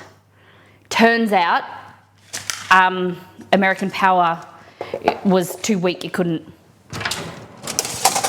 run it, so we should have just kept it. We took a blender overseas. Yeah. We had to have our morning protein smoothie. Yeah, we took it. You know they have those there, right? Yeah, but we didn't do it the second time. Like we were really into, yeah, we were really into like health and fitness. That was 8 years ago. We won a trip to Vegas, and then we were there. So the trip was a week. We won a trip for a week to Vegas, and we were there for like a convention thing, and then we flew to Seattle, went to TA International, Doda too, and then we got a car. No, but then we flew to San Francisco, and then we got a car and we drove to San Diego, like down San Diego, Anaheim, and then flew home. And our plan was to live as cheaply as possible, have breakfast, have a shake or like protein smoothie, and yeah, we thought we'd take a blender, and then we could spend more money on like lunch and things like that. Yeah, it was just, that's what we did.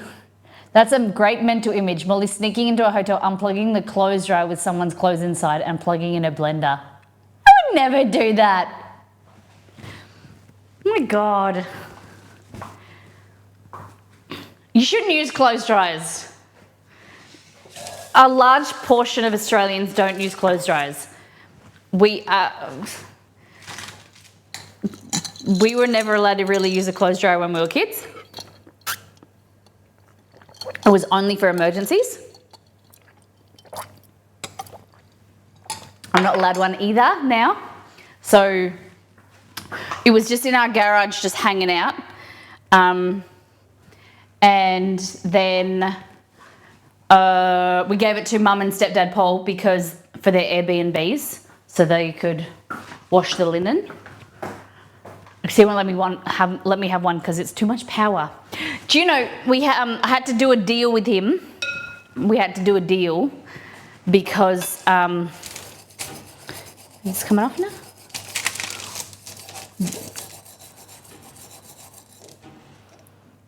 now. We had to do a deal that we could have the second fridge in, and he put it on a smart plug, so he could measure the output.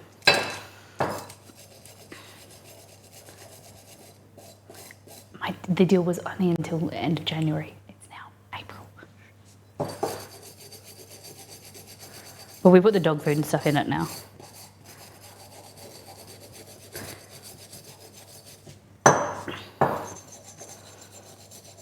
I heard the heat pump ones, the new heat pump ones, don't use as much power. I would say that it's because we use the Australian sun, but Exceed doesn't like putting them outside because they get dusty. So we have clothes horses inside. Yeah, this isn't working very well.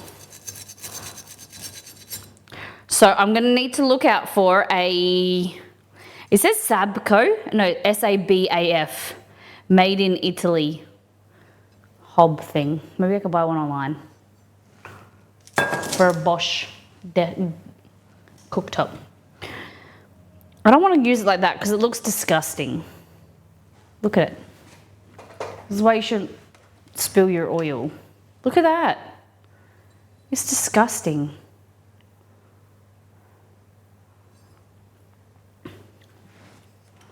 I don't know hardly anyone that has a clothes dryer just hanging inside if it's raining. Do you have CLR? Yes. The problem is that it will strip the coating on the outside.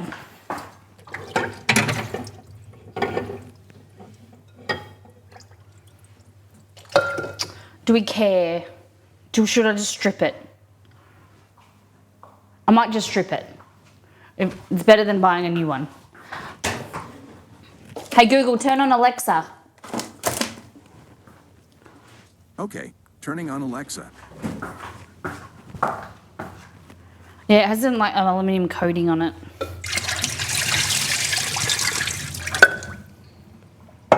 Okay, so we've got sweet potato. We're gonna do brown rice, I'm thinking. We're gonna make a vegetarian bowl. What goes in a bowl? Some guac. Beans? You wanna do beans? I don't even know if I have white rice. Oh, look at this. I don't remember the last time I cooked brown rice.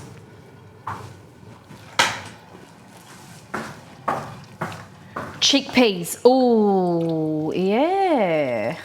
Chickpeas or beans? Corn? Corn's a good one. Reesed chickpeas. Rest in peace. Okay, so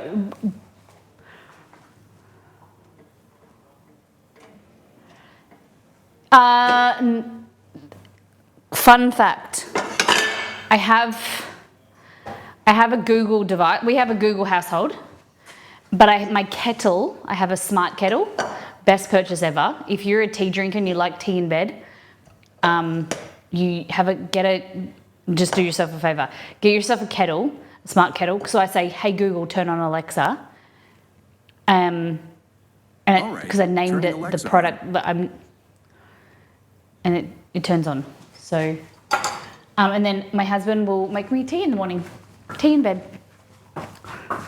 So what happened, so like our real silly ritual, not silly, but this is so Ixie gets up anywhere between sometimes 3:30 and 6:30 most days. Mostly around like 4:30 to 5:30, Ixie will wake up. He'll go to his office and like work or just be on the computer or whatever. And then on days where I'm not streaming, I lay in bed, I send him a text message to say good morning. And then he comes into the room and he says good morning. And then he'll say, do you want a cup of tea or coffee? And I'll say tea. He's like, turn the kettle on. So I turn the kettle on and then he brings me back tea. Some mornings I put in my order. Sometimes he goes, what's your order, ma'am? And I'll be like, oh, can I have, like, we might have like hot cross buns, or I'll just say, can I have a piece of toast in the with Vegemite or avocado? He makes really good avocado toast.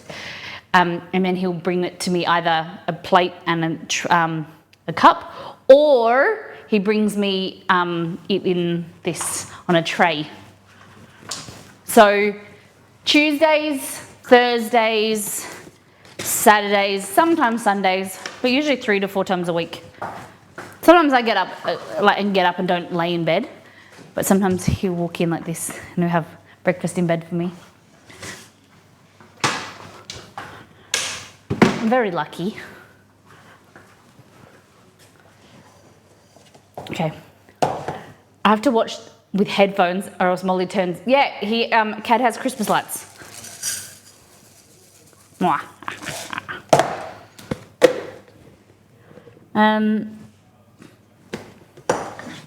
Yes, it's a little tradition thing that we do. Like, so it's my love language. You know, he knows that it's his love language is like acts of service.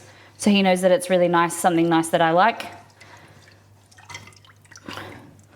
This rice I'm just rinsing it a few times because it smells a bit off. Like, I haven't cooked brown rice probably in like at least a year, if longer.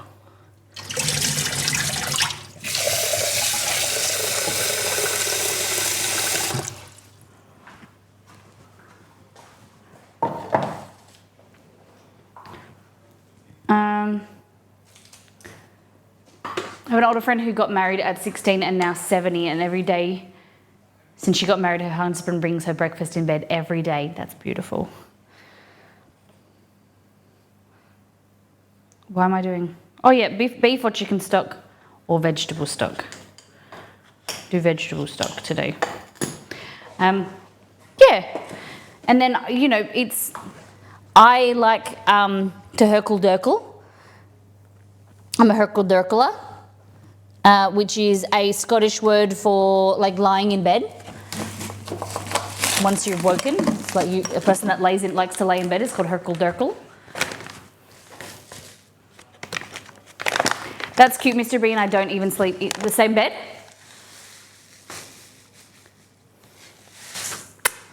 I know people like that. You just can't sleep the same, like with,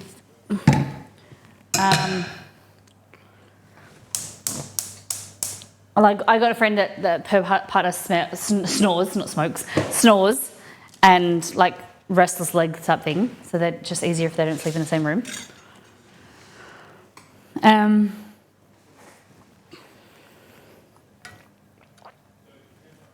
Yeah, that's me. You have restless legs, or he has restless legs? Okay, so chickpeas. I like the idea of chickpeas. Sweet potato, avocado. What else? Hey Google, add chickpeas to my shopping list. I've been thinking a lot about tuna recently. I do, plus his HD keeps him up till like 4 a.m. Oh, yeah. I've never heard me snore. You've never woken yourself up by snoring? Because he tells me that I snore when I am sick. And I've taught myself, I used to sleep on my tummy. I've taught myself to now sleep on my back. And sometimes when you sleep on your back, like that,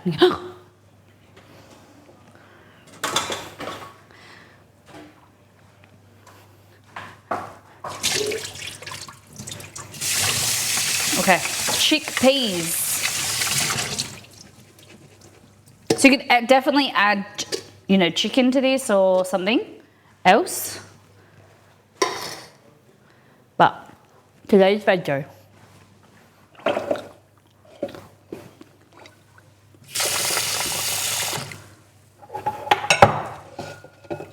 Okay.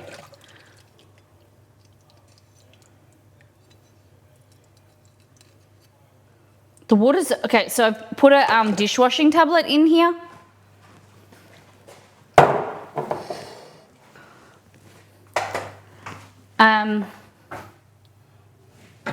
And look how dirty the water is already.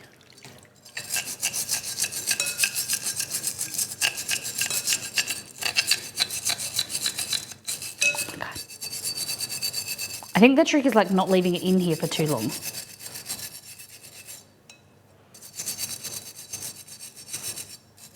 What do you think?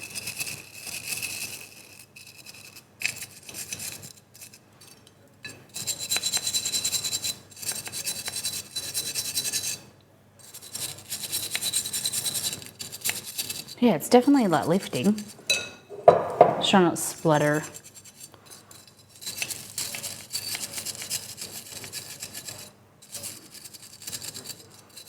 Welcome to Cleaning with Molly.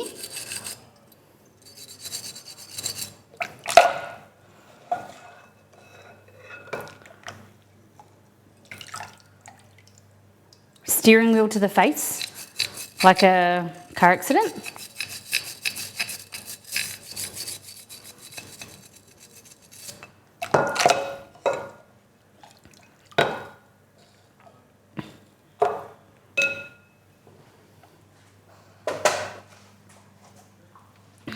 An at-home test, draw alignment, yeah. I want to get a, does anyone have like a, what's it called? Like a grinding plate or because I get headaches, and I think that one of the partly reasons for it is because of I grind my teeth at night. I wear a plate for my Invisalign. Oh my God, this is...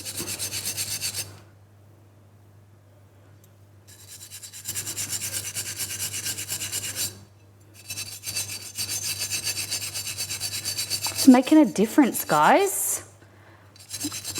But I'm worried that if I don't want to keep it sitting in here through a whole stream, or it's gonna take the color off it. So I think I'll take it out, rinse it, and I'll soak it more later.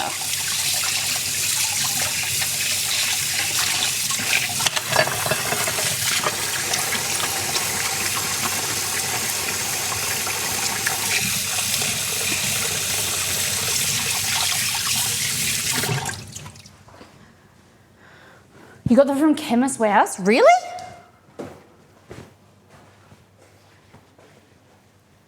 Oh my goodness. Wow, Shay. Licking creme. Licking creme? Wow, wow, wow. Okay. So, sweet potato, brown rice, chickpeas, red onion, guac. Anything else? And what dressing? We like a tahini dressing?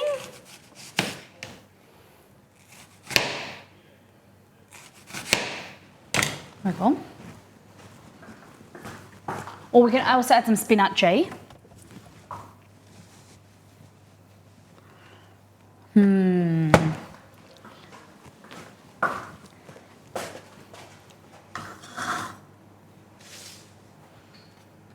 This is definitely not a Molly song, but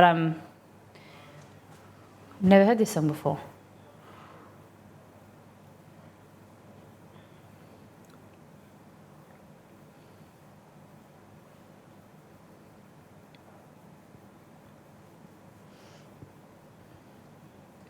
Who sings this? Seven Dust. It is Looking Cream.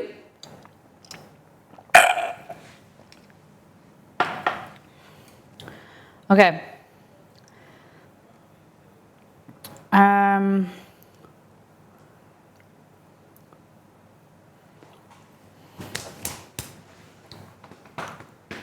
Corn as well.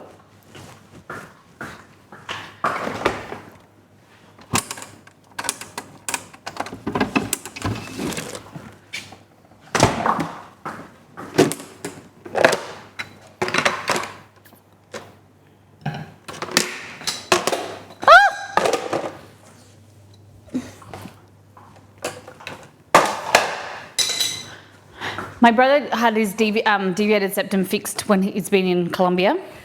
So over here in Australia, he got quoted 12,000, and I think he got it done because he's living in Colombia now. I think they got it done for 5, and he said it's been really great. His nose looks different though, like they shortened his nose very slightly. So that corn is roughly a cup. Yeah, I would say roughly a cup, Dex. Yeah. Okay.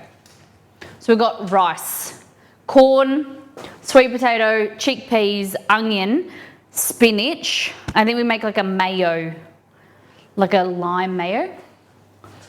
They don't consider that a necessary surgery. He could have got it through Medicare for free, but he would have had to wait for a long time, put on a waiting list. It's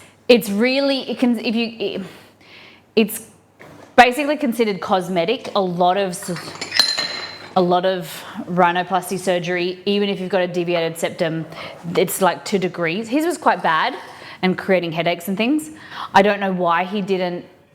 I don't understand why he didn't go through the public system, but From my understanding, 13K sounds like a lot like the US price. Yeah. Yeah, I have to ask him why he didn't go through the public system, because it should have been like mine. See, through my, I can't. It's not. It doesn't impede too much. It makes me a little bit dizzy when I'm doing like I get. I can't when I'm running. I get out of breath because I can't breathe through my nose. Or like I get a bit dizzy, but it's not terrible. Like I've had a MRI or CT scan to map the blood, airflow, and it wasn't as bad as they want it to be. So I think if I go back now, I could probably see if I could get it done through public, but I wouldn't. It's classed as cosmetic because unless it's completely obstructed, you can breathe through your mouth. I don't know how it works. My family friend had a deviated septum and waited for 3.5 years before the spot through Medicare. Yeah. So I might go and chat to the doctor. I'm going to the doctor on Thursday anyway. So a lot of the stuff if you've got a health issue, a lot of it you can get done through the public. You just have to wait for a long time, because if people needing it more than you, or it's just a lot of people waiting. Okay, so mayo. We're gonna get some.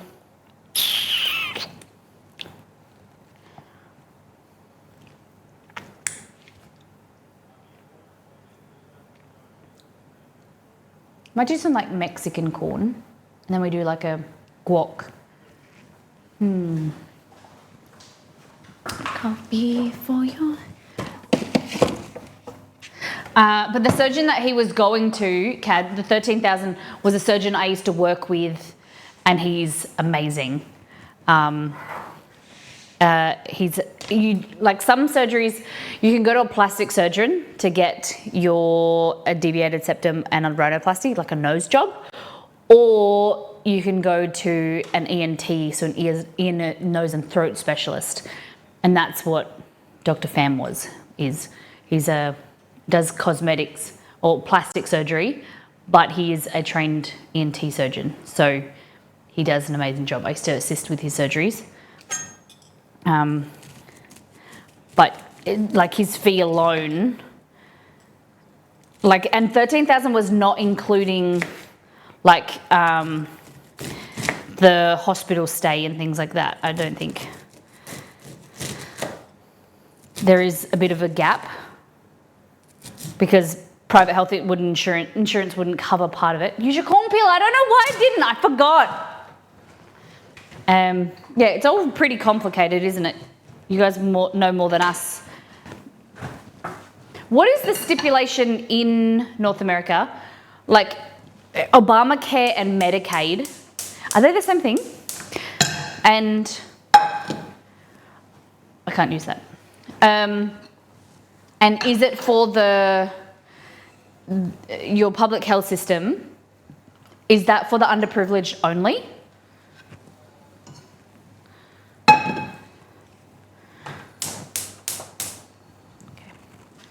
They are not the same. Okay, can you explain them to me?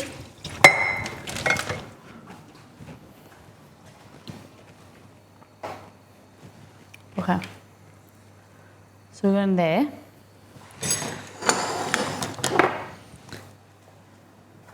Medicaid is run per state for low, no income households only. Okay.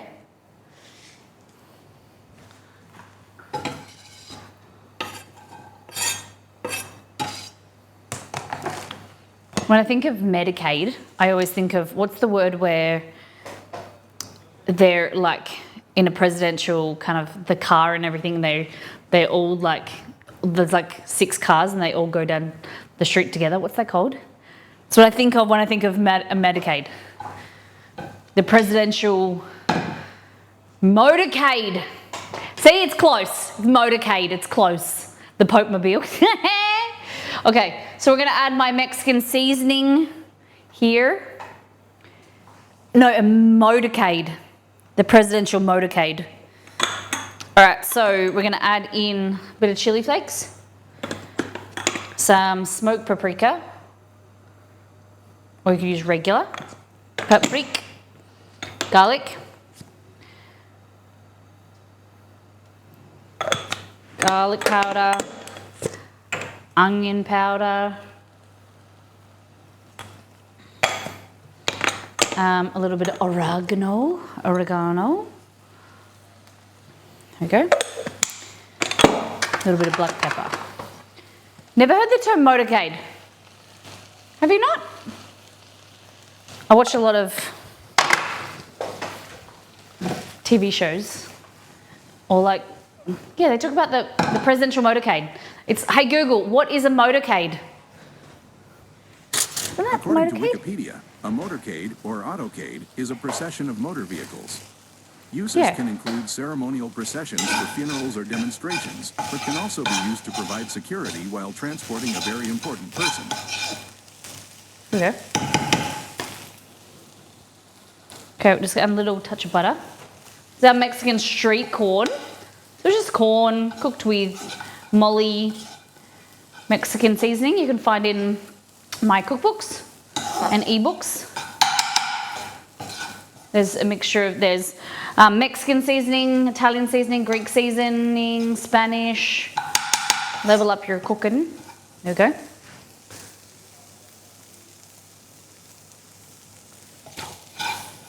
Yum. Okay. Most healthcare is provided by employees of the US. Obamacare, officially the Affordable Health Care Act, is a policy that requires private insurance companies to offer insurance to anyone, regardless of pre-existing conditions, and the federal government then subsidises those plans for low-income households. It also penalised employers who offered really good plans by taxing them more.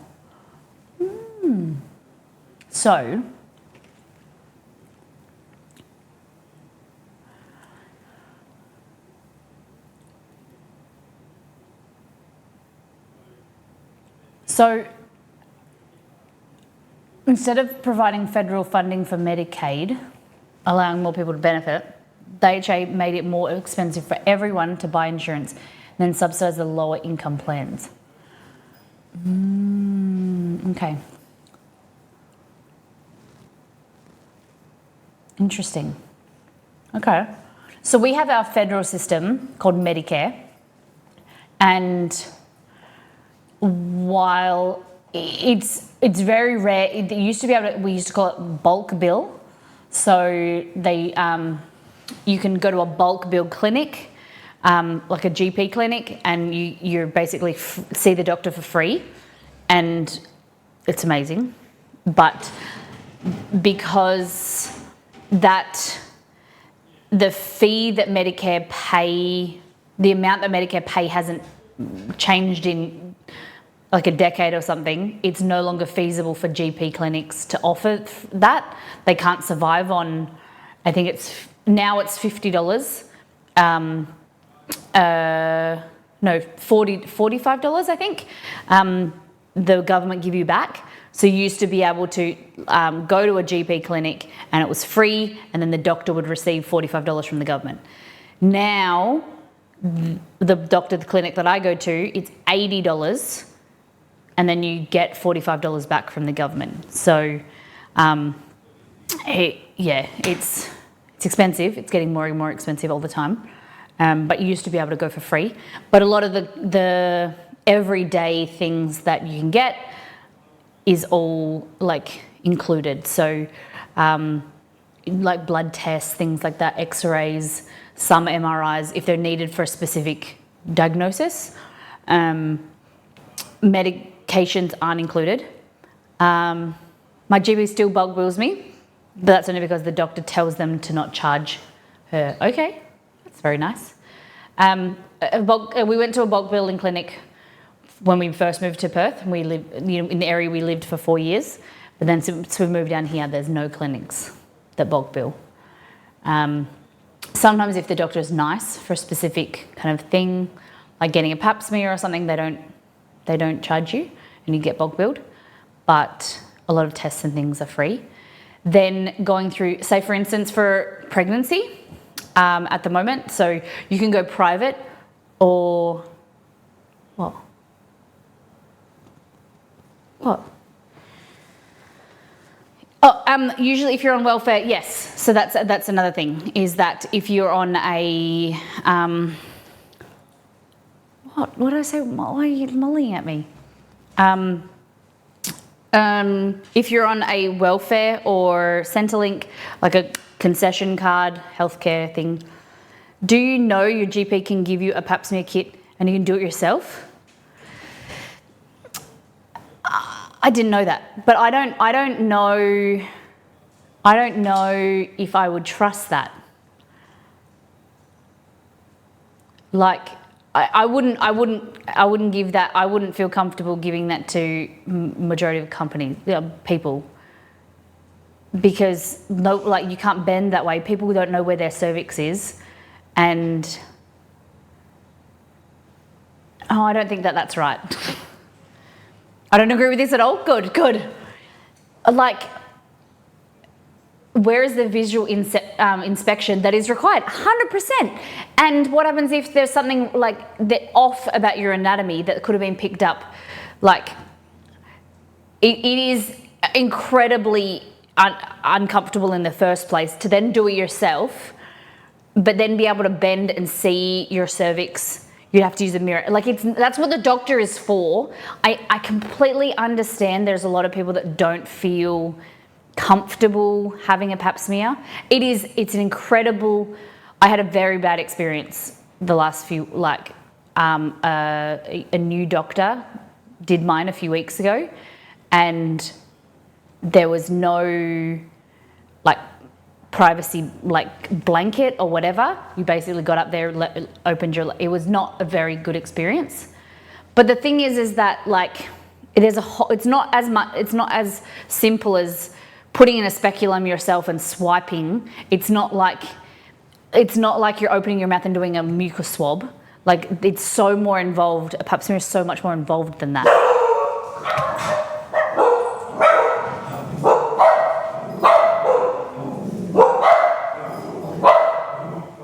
don't know why they're barking. Stop. I'm not a doctor. I would have had no idea. I hate having them, but I'd rather it be done properly. Yeah. Sorry.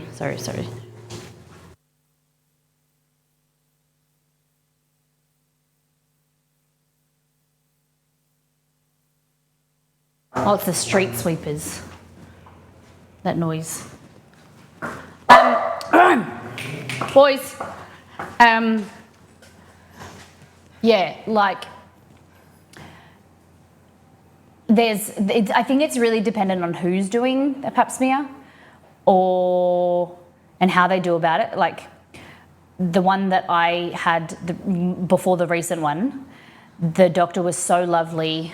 You had drapes, and like she was like talking to you the whole time. You had like, you felt like covered, except for like obviously between your legs, and she had like a drape and everything. It was really nice, and like she warmed up the bed. It was really like caring. And then the other one, I don't really care that much. It's not like, but I understand if people feel uncomfortable already going into that and just like sitting on a really cold bed, just sitting there for 10 minutes while she gets the equipment ready. It was a bit, but she was new. Like, she was new. Yeah, I don't know. It was, I think she was a bit nervous. Non-cervix havers in chat, like, yeah. But it's very important to do, and I think a doctor should do it, like a trained doctor, so they don't miss things. I just don't think that doing it yourself, it's like, how much issue did they have with people not doing a nasal swab for COVID properly? Like, not doing it far enough and doing it inappropriately, not long enough. That is one thing with COVID, but like possibly missing cervical cells and getting having cervical cancer, or needing a LETS procedure or something, like to scrape the cells off. That's such a bigger deal. Cancer is such a bigger deal than COVID. And if people can't be trusted to do a nasal swab on the outside, do you think that they can be trusted to do it properly? And yeah. Knuckles under bum cheeks. I couldn't walk out of the room for ages after mine. I don't know how you guys IUD. I've never had one. Don't think. My mum said they were really painful, and also be careful because my mum had my middle brother with an IUD in. My gono is so thorough. Finally bit the bullet and got my GP to do it, but it wasn't anywhere near the same. Didn't do the breast check or the palpitations from the outside. Hello, Harry. Welcome in. Yeah, it is 5 yearly now. Yeah. So I went in because I thought I hadn't had mine for ages, years, and no word of a lie. I went in there, and she said, she looked up when I had my last one. It was 5 years to the day that I had my last one. What are the chances? And she said, if you do it today, I'll have to charge you, but if you come back tomorrow, then it's free. Because of the yearly rollover from Medicare. So I had to come in the next day, or I came in a few days later to do it, because she said it has to be 5 years plus a day. A lot can change in 5 years, yeah. I tried to get an appointment for a test, and they told me that they weren't testing right. Oh my goodness, can you go somewhere else? They told me to try again in 1 or 2 years due to lack of medical professionals. No way! That is so unprofessional. They tell you to come back in a year or two because they can't do a pap smear that takes 10 minutes. That's like visiting the dentist here. If you don't wait exactly 365 days, they won't do x-rays. It used to be 2 yearly. Okay. Yeah. Because I thought it was ages since I had mine, and it turns out it was 5 years. Okay. So, health, look after it. Thank you for teaching me about Medicaid. Come back and you have symptoms of the cancer and you'll ask why you didn't get, 100%, why you didn't look after yourself, you didn't do regular tests and things. That's, Chester's vet appointments are eye-watering expensive every 2 months. She said 2 to 3 months, but I'm fearful of going from 2 monthly to 3 monthly in case something happens. I'm so nervous about something going wrong and then not picking it up too late. And the cost of going a month early, is it worth it? Where he could be deteriorating and we don't know, and we pick it up, at 2 months rather than 3 months. How does the last one go? I told some of you, I think, he's doing very well. He's lost a little bit of weight, but his white blood cells are basically normal, which is incredible. So normal is around 5,000, Chester's around 6,000. And when he was at his worst, it was about 38,000. So he is doing incredibly well. She said anywhere between 5 to 8,000 she's more than happy with, and he can live with that, very happily. The problem is at the moment he has, she said in the blood test, a higher protein level. His protein level's gone up slightly. And the protein, she said, is the thickness of his blood. This poor dog, she said, when he had so much protein, lack of red blood cells in his blood when he got sick, his blood was so thick it was like molasses. And that's why he was having trouble getting oxygen around his body, and that's why he was collapsing and feeling dizzy, because his blood was like molasses, really thick. So now it's gone up slightly from, it was really good, now it's gone up slightly. She doesn't know if that's because she's capturing the protein as a whole. There's a more expensive test that she wants to do next time where it separates and tells you your albumin and the different varieties of protein, because she said it could be a red herring and it could just be the protein level because of his lipids or something showing it as high when it's not actually a problem. But she said that may be something that is not really a cause for concern, but like that's the worst issue at the moment. And then she said that if his next test is positive, then we might be able to reduce his steroids a little bit, because he's been getting some Cushing's disease symptoms. So his hair is going really dry and he's losing a little bit of hair because of the chemo and steroids. And also his skin on his tummy is going like, it's called hyperpigmentation. So it's going like a darker purpley grey colour. At the moment, she said he's good, like he's very happy, he's walking, he's eating, playing, he's good as gold. But the symptom of long-term steroid use is Cushing's. It's like I think it's inotropic. Not inotropic. It's basically a variety of, it's like pressure on his adrenal gland. So he's an overuse of steroids. But yes, other than that, he's doing good. But I am nervous we both are, keeping an eye on him all the time. God, brown rice is so bad.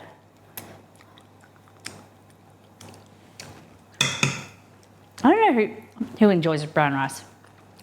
It's like, it's nice when it's cooked, but it takes so long.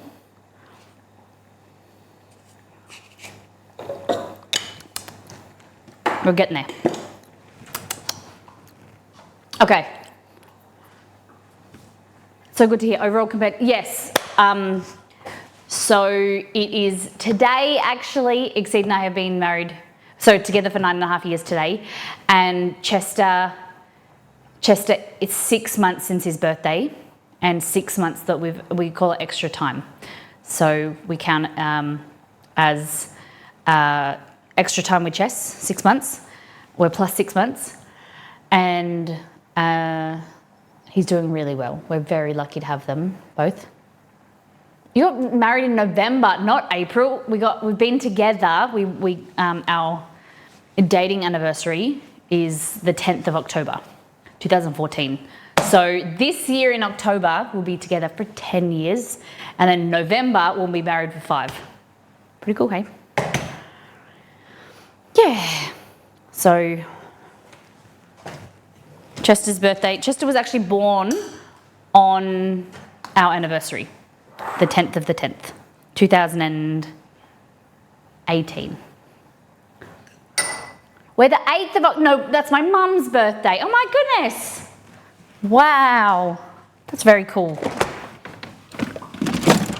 Okie dokie. So we want lime. If we can get it. There we go. We're just waiting on the rice.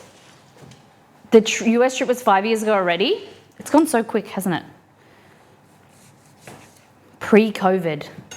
Can't believe we got in and out of the US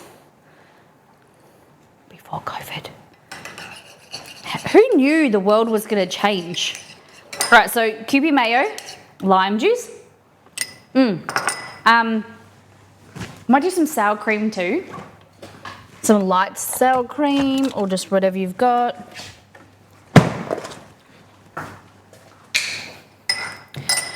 New vessel, clean utensil. Here we go. We're basically making like a lime crema. Usually my crema is just sour cream, but we're gonna add some mayo, just a little bit of creaminess.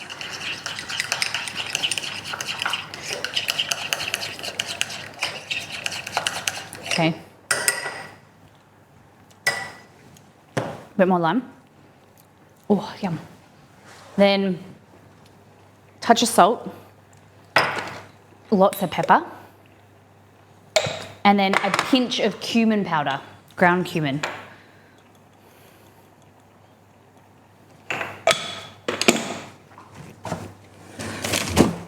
Hey Google, add ground cumin to my shopping list. Am I out? Yeah. Sure. I added grams of cumin to the list. Oh no, I'm not. Shopping. No. Stop. It's here.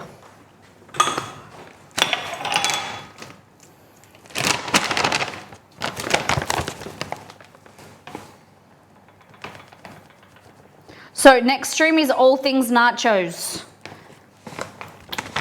I'm looking for suggestions of toppings. We went through a few before. We're gonna do breakfast nachos. I'll talk to you see, but probably breakfast nachos, dessert nachos. So the conversation was either birria nachos, flank steak like a beef, kind of like a beef nacho, buffalo chicken, or pulled pork.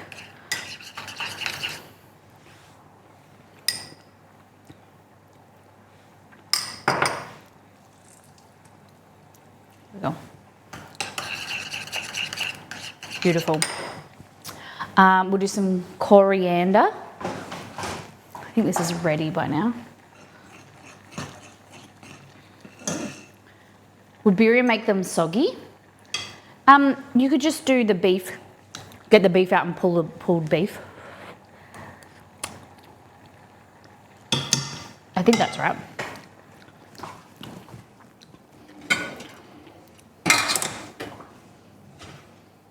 Pulled pork, barbecue sauce, charred corn, coleslaw. Ooh.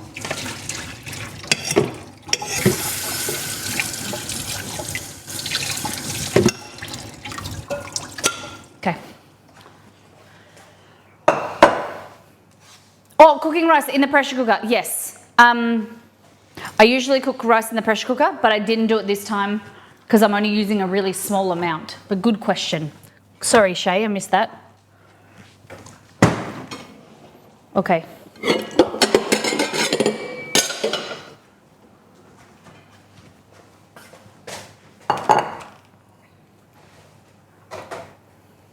Bowl.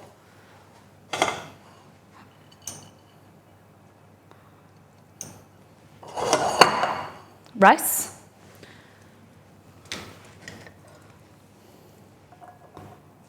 Oh, it's a lot. Dessert nachos, yeah.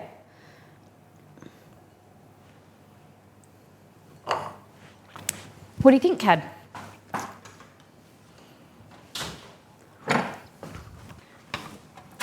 Where's my vegetarians at? Liz. We were talking, are you a flexitarian? I was saying, because it shocked me when I saw that you were having beef. Because I always think of you as, for some reason, a veggie. Would it add anything to... No, you could definitely add roast the chickpeas a little bit. For sure. Warm them up. Ah, these are hot. Oh my God. Wrong one. Oh, one nice.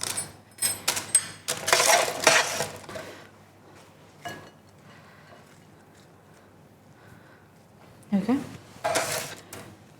Oh God, that's really hot. So, sweet potatoes, spinach, chickpeas. Then we're gonna add in this Mexican corn.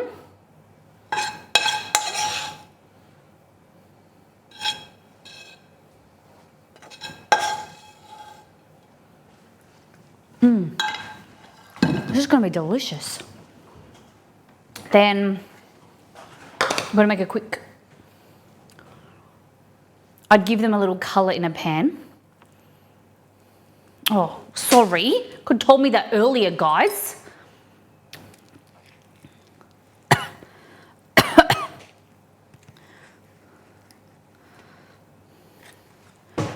Now I feel like my chickpeas aren't living up to your expectations. Come on, chickpeas. You're getting whacked in the heater.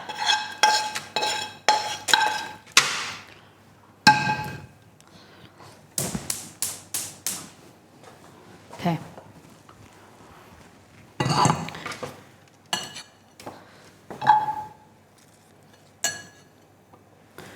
So bloody many of them.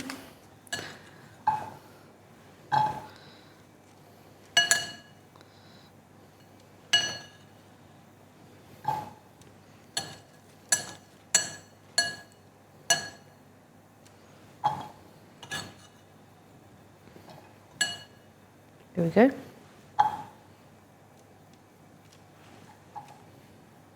Oh! I didn't realize how big this spoon was and I wasn't paying attention and I went like that to put it in my mouth. I hit my teeth. Just a bit of warmth. What's in the Mexican corn? I had some in Spain. So it's just corn with my Mexican seasoning from All In Together, or First Things First cookbook. Just the, and a little bit of oil.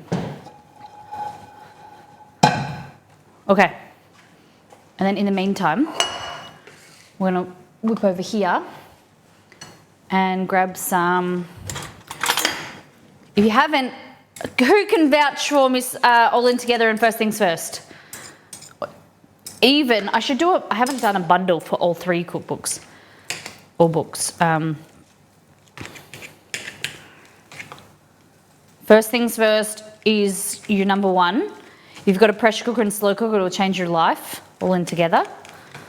But First Things First, will give you heaps of recipes, heaps of basics, seasoning blends.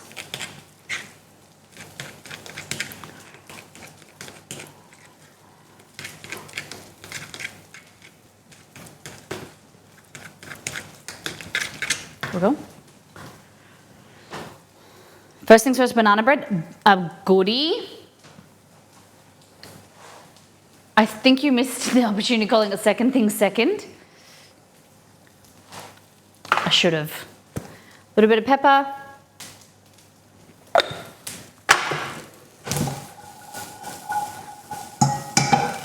And then we need some coriander.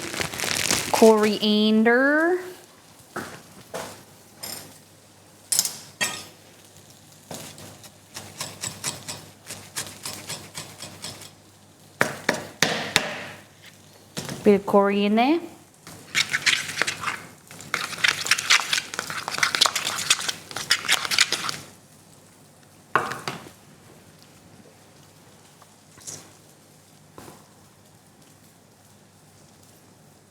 There we go. Lime juice.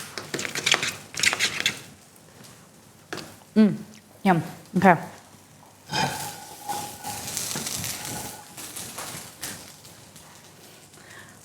Shush curry. Okay. Your warm chickpeas returned to the fold. There we go.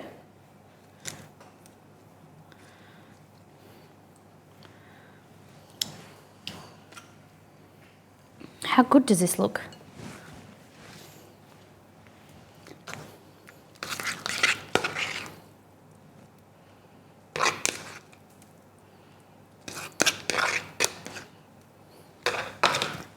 Okay.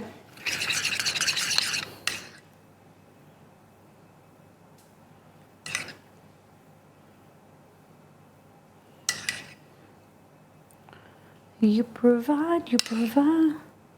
There we go.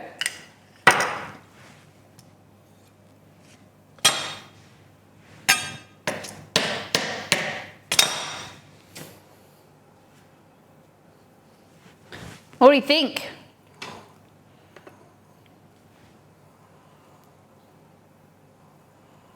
Sweet potato, brown rice, street corn, guac with a crema, beautiful chickpeas. Look at that.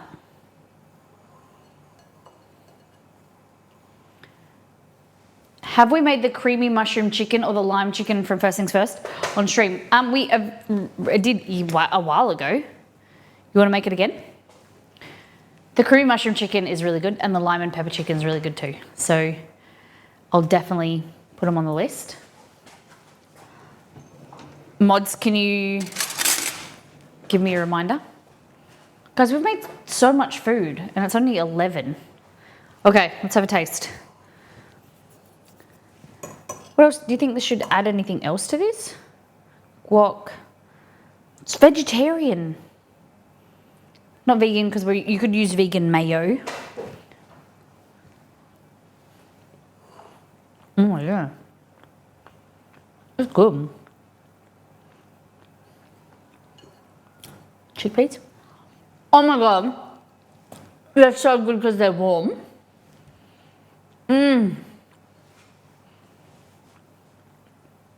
Could do like a tortilla bowl. This is really good. Oh, so much fiber. I didn't add the onion. Oh my god.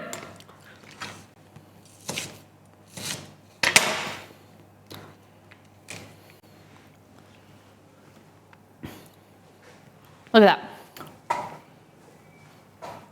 Look at all that colour. I had cabbage. I did have cabbage, but there's spinach there.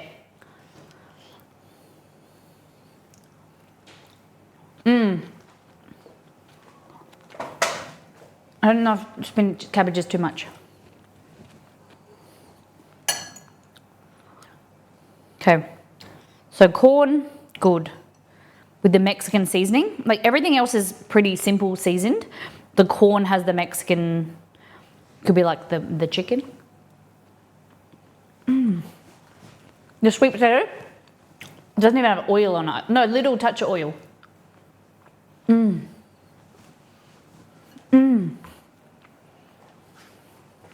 That is so good. Like I really enjoyed adding sweet potato to things like roasted. So yum.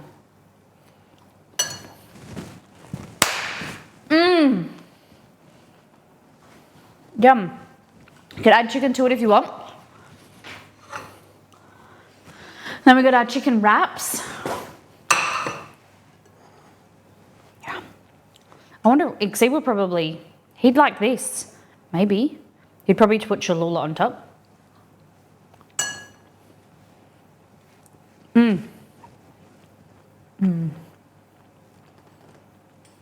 Guys, today's Wednesday. Tomorrow's Thursday. And after that, it's Friday.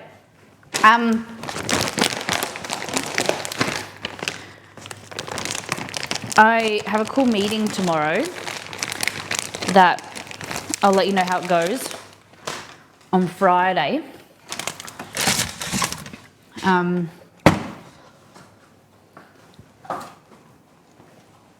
What do you guys got planned for the rest of the week? Anything exciting?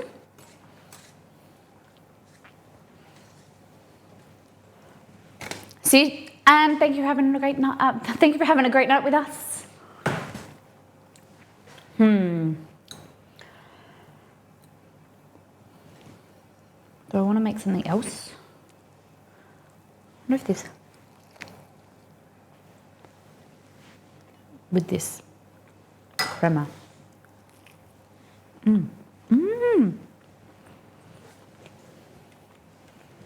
Okay. Wow.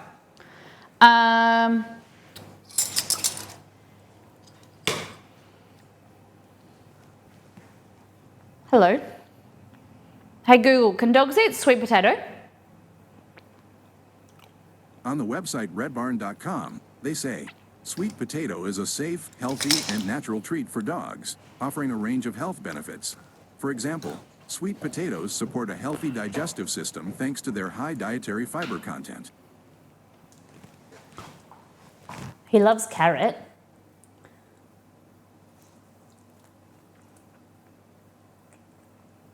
You like it, I promise. Everyone's watching.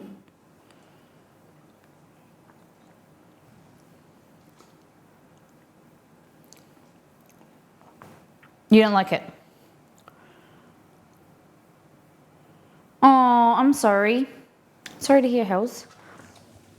That's really lovely. Hold on, 200 people at their own home? Damn. Wow. 200 people, wow. That's a lot of people.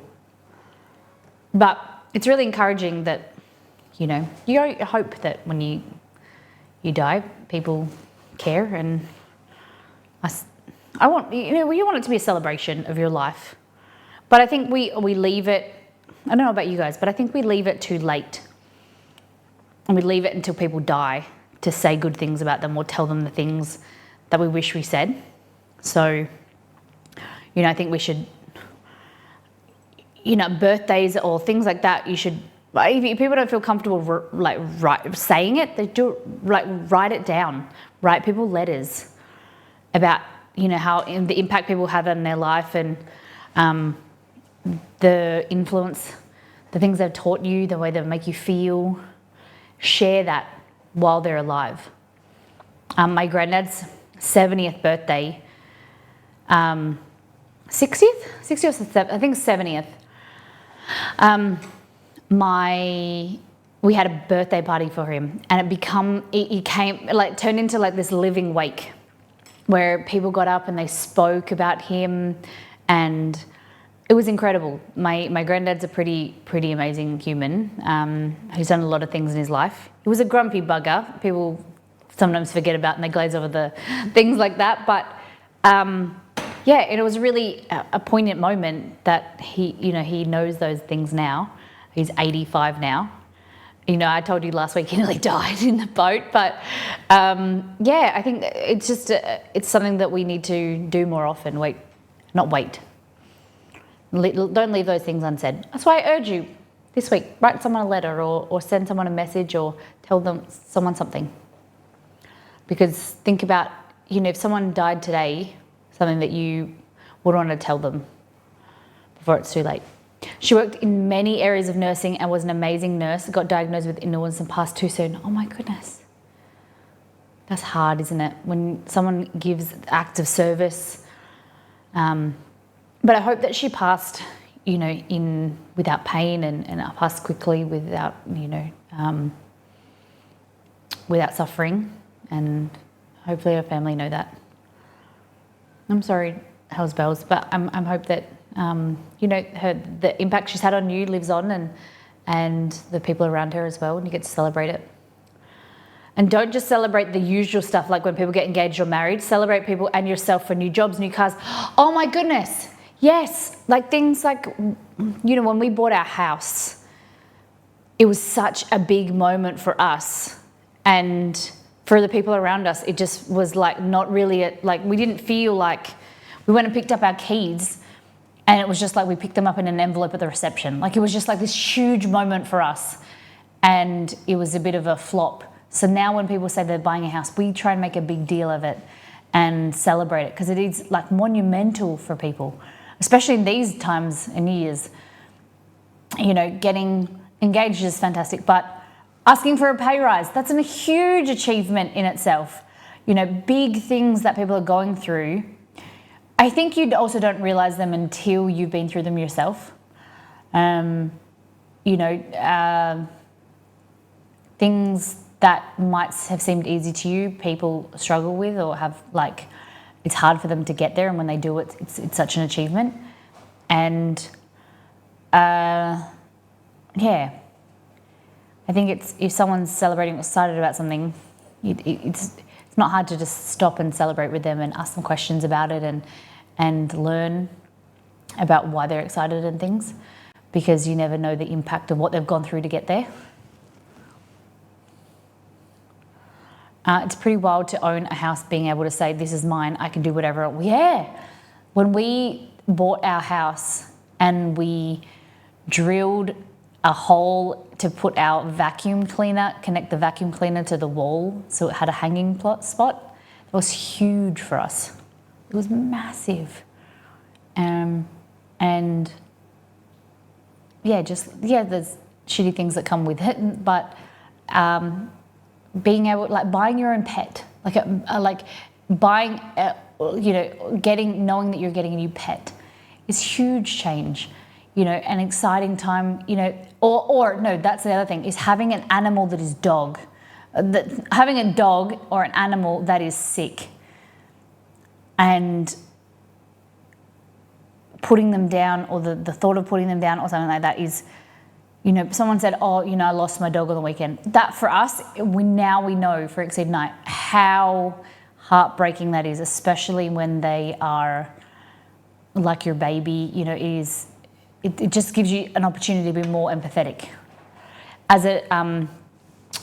In nursing, we used to be like doctors and nurses. We used to be told at uni, you need to go and be a patient and learn what it's like to be cared for, and then it'll make you a caregiver.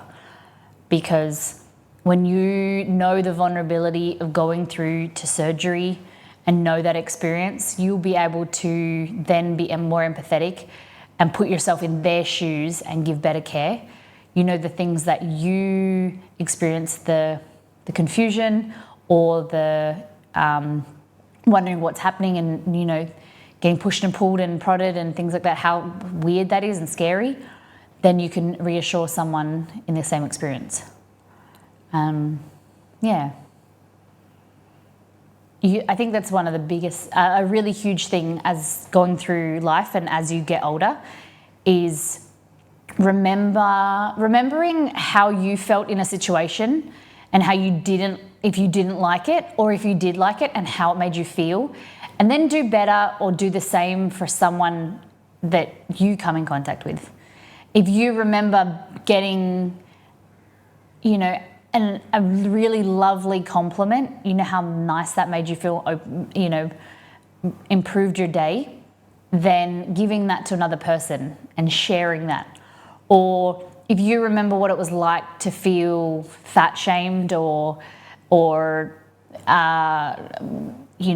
me, when I was nursing and in college and university, I had a really bad experience with some educators or some trainers. And that was that moment. I came home in tears and I'd cry, and I was a really bad 2 weeks in my life. And I thought to myself, if I ever get the opportunity to have students be able to teach people, I would make them feel like I never would want them to go through what I went through and to feel the way I did. So I always ask them more questions. I try my hardest to make them feel like in a safer place, that give them space, or allow space for them to grow and ask questions and make them feel supported, because I never want people to go through what I went through. I felt totally alone, and started therapy, amazing. Made a phone call you were putting off, let's go get a drink. Paid off your credit card, let's have dinner. Yeah, I love that. Definitely Nito, for sure. My pregnant friend who I have spoken about had to put her much loved pup PTS put to sleep last week after suddenly getting ill with an autoimmune disease. And spending her 5 days doing, oh my goodness. I feel like I should have done more for her. I'm going to find a way to incorporate her pup into her baby gift. Oh, that's beautiful. That's beautiful. It's really dependent on, I've seen, dependent on them and their lifestyle and things. I've seen blankets that are really sweet with baby names or something on it, or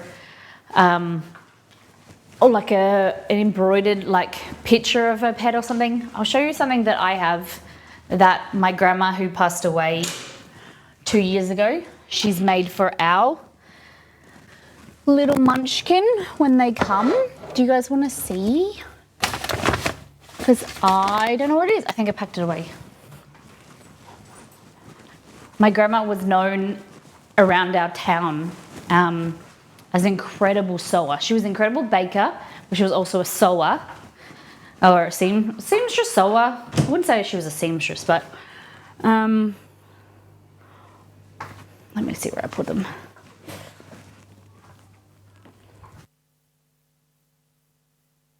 she made a bunch of these when she knew, you know, she was getting older and like we have.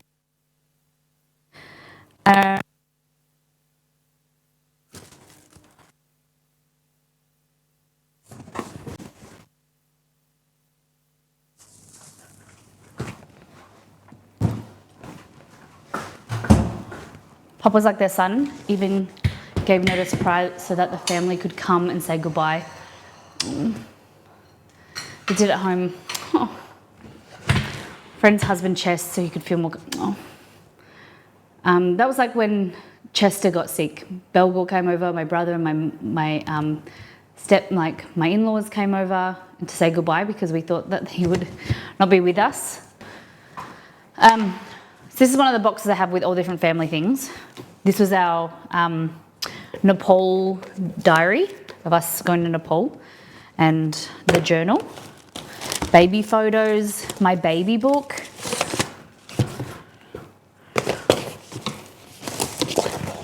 Oh.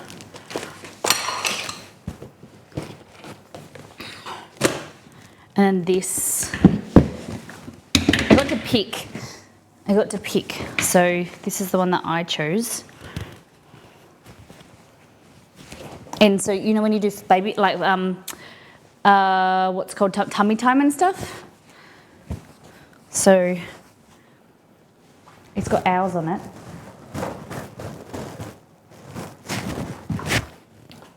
So like you could do something like get something like this and then do like an embroidered like puppy face or something like that.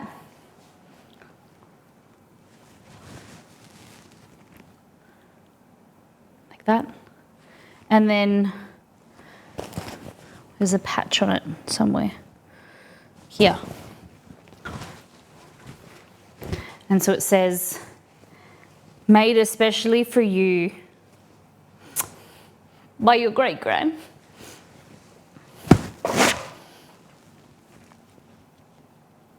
And then she left it blank because she wanted to put the date, but she didn't make it.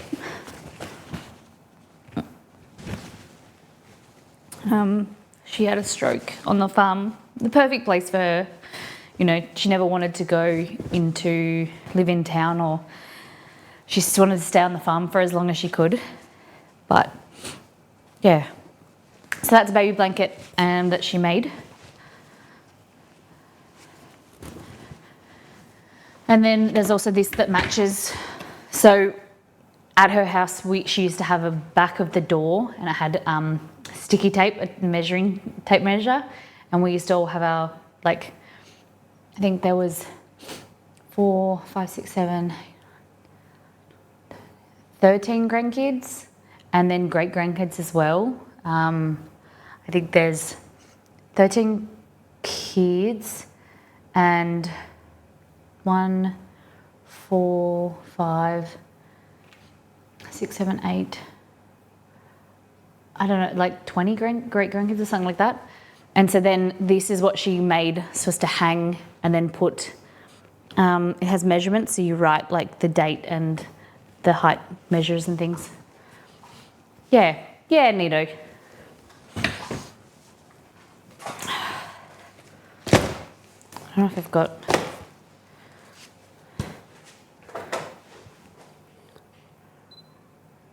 that was me as a baby.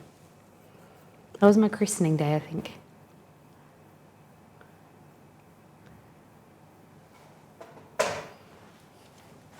I was blonde with blue eyes. And that was my 21st of March 1993. I was baptised.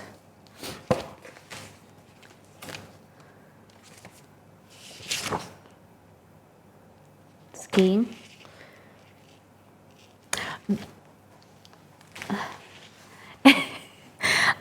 Funny things I have done. 8 Ratsat at 12 months had her stomach pumped out in hospital. Ratsat is rat poison. Cut her fringe off 1 week after 1 week before she was flower girl at Amanda's wedding. I you know when like a cat with 9 lives. I was definitely a pretty rambunctious child. I fell off the back of a ute, or like a truck. I've stabbed myself running with a knife. Had to have my tummy pumped out with poison or with charcoal.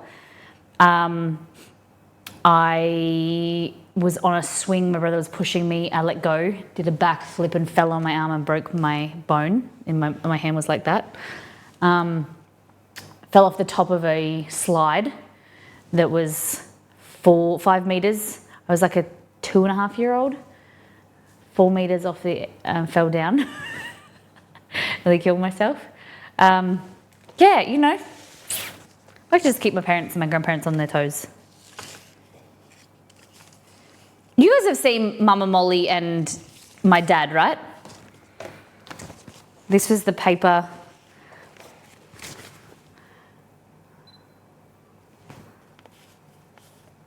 It's my mum and my dad. I was on their wedding day.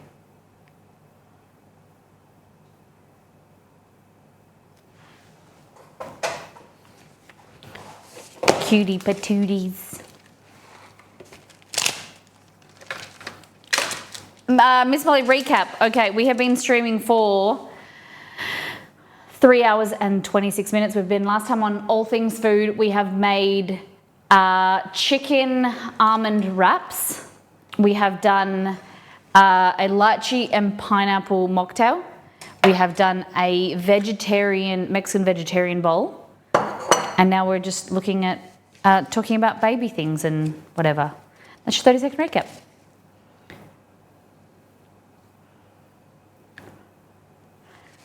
These are merit certificates.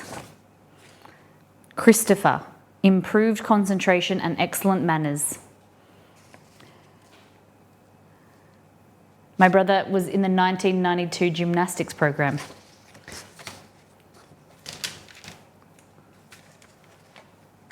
Oh, we talked about cervixes and pap smears. Yeah. Look at all this fashion. I'll show you some fashion photos. Hold on.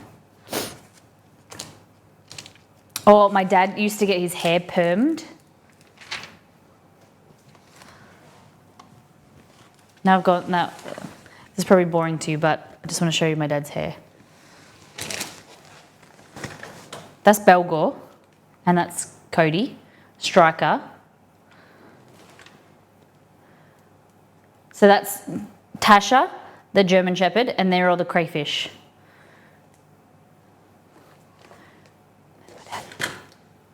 Miss Molly memories. And then my 2 brothers. Men permed their hair, yeah. 1992.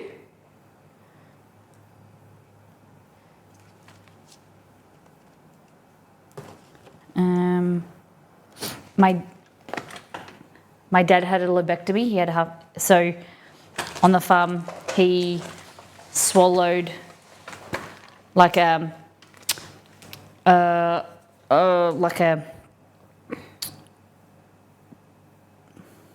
don't know how to explain, like so when you're the dust, like the dust off like the oats and the wheat, he breathed it in, inhaled it, and part of the particle from, I think it was oat bran or something, lodged in the bottom of his lung, and it created a fungal infection, and he had to have half his lung removed.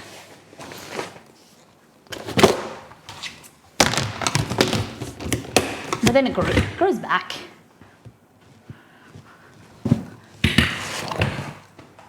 That's it. Into his lungs, yeah. He inhaled it some some dust or something, and it created a fungal infection. And so he has a scar from here to here. Crazy. Whereas these days they just do it laparoscopically. Crazy. Wait, was your wrist a fork break? I had one of those, a fork break. Not fork, like a green stick? Is that what you're talking about? I snapped both of the bones, and it hasn't set. That's why, I don't know if you can hear this.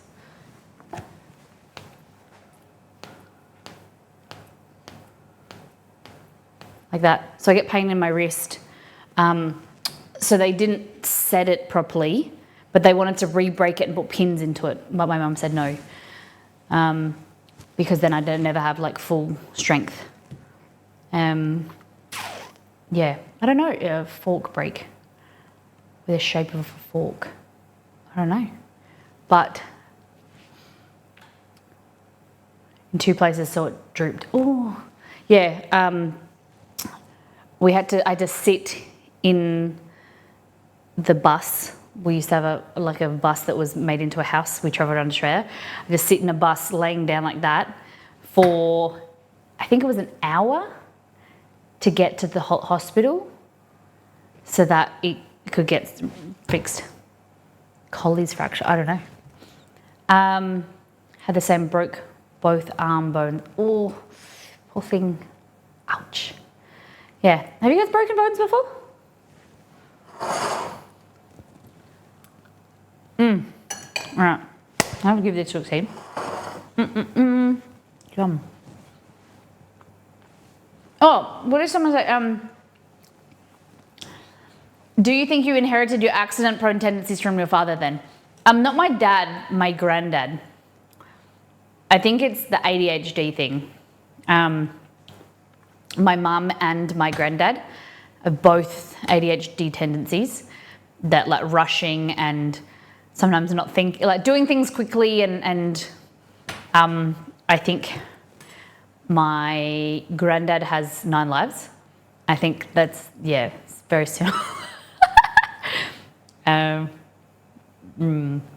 older I get, I'm like, some of the things that you have done in your life could be explained to distraction, inattention. A Colles fracture. Okay, I have to have a look it up. All right, ladies, lads, legends. I won't call anyone losers because you're not. Same clumsy tendencies, yeah. Okay. Just, yeah, in some ways you can be really, have really good hand-eye coordination, and sometimes just silly things happen to you. Broken my coccyx and quite a few toes. Oh my goodness, your coccyx? Oh my goodness. I bruised my coccyx really bad before. That I wouldn't wish that on the world. To break it, oh my gosh. I can only do jazz hands with no hands. I can only do jazz hands with no hands. No hand. The other just flops around. Oh, so you can't go like that. With one hand. One hand. Like that. So you just like,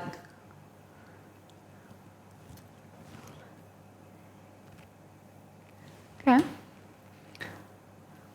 Do you have, like, what about strength, grip strength?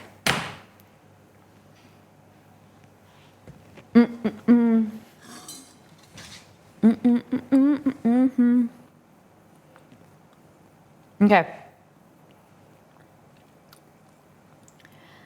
Torch. So I've broken both wrists, and then also had a girl step on my wrist with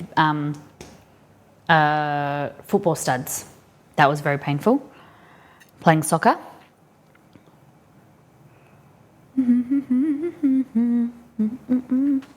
know we're talking about some weird, wacky things today. I hope you enjoyed the stream. A little bit of vegetarian chicken mocktails. All right.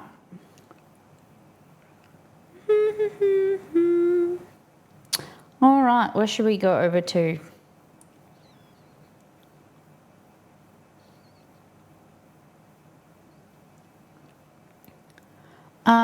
Who haven't we rated for a while? Let's go over to Blogger Dad is doing designer greenhouse.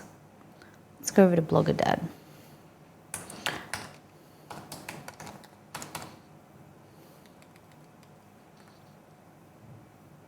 Let me just check their live first. Oh no, okay.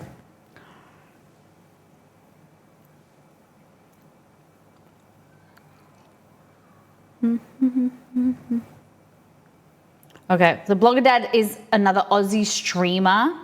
They do cooking. I remember she said they were living in a shed, like and refitting a shed, which is pretty cool.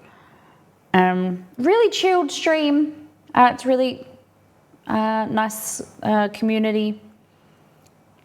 All right. It's gardening and craft and things like that. You'll love them. Thank you for being here. I feel like we need a guest the community member. But I don't know. I don't know if... I like the idea, but I don't know if people would post their baby photos, would they? We could do like a who am I thing. We used to do community member of the week. We'll talk about it later in Discord. Guys, thank you for being here. Next time on 1 day and 20 hours and 24 minutes, we're doing nachos. So get your suggestions in Discord. Thank you for those who have contributed to today's stream. Margot resub for 45 months. Margot, sole contributor to the stream. You're amazing. Guys, have a great stream. Take care. Brush your hair. Be good to yourself and those around you. Bye.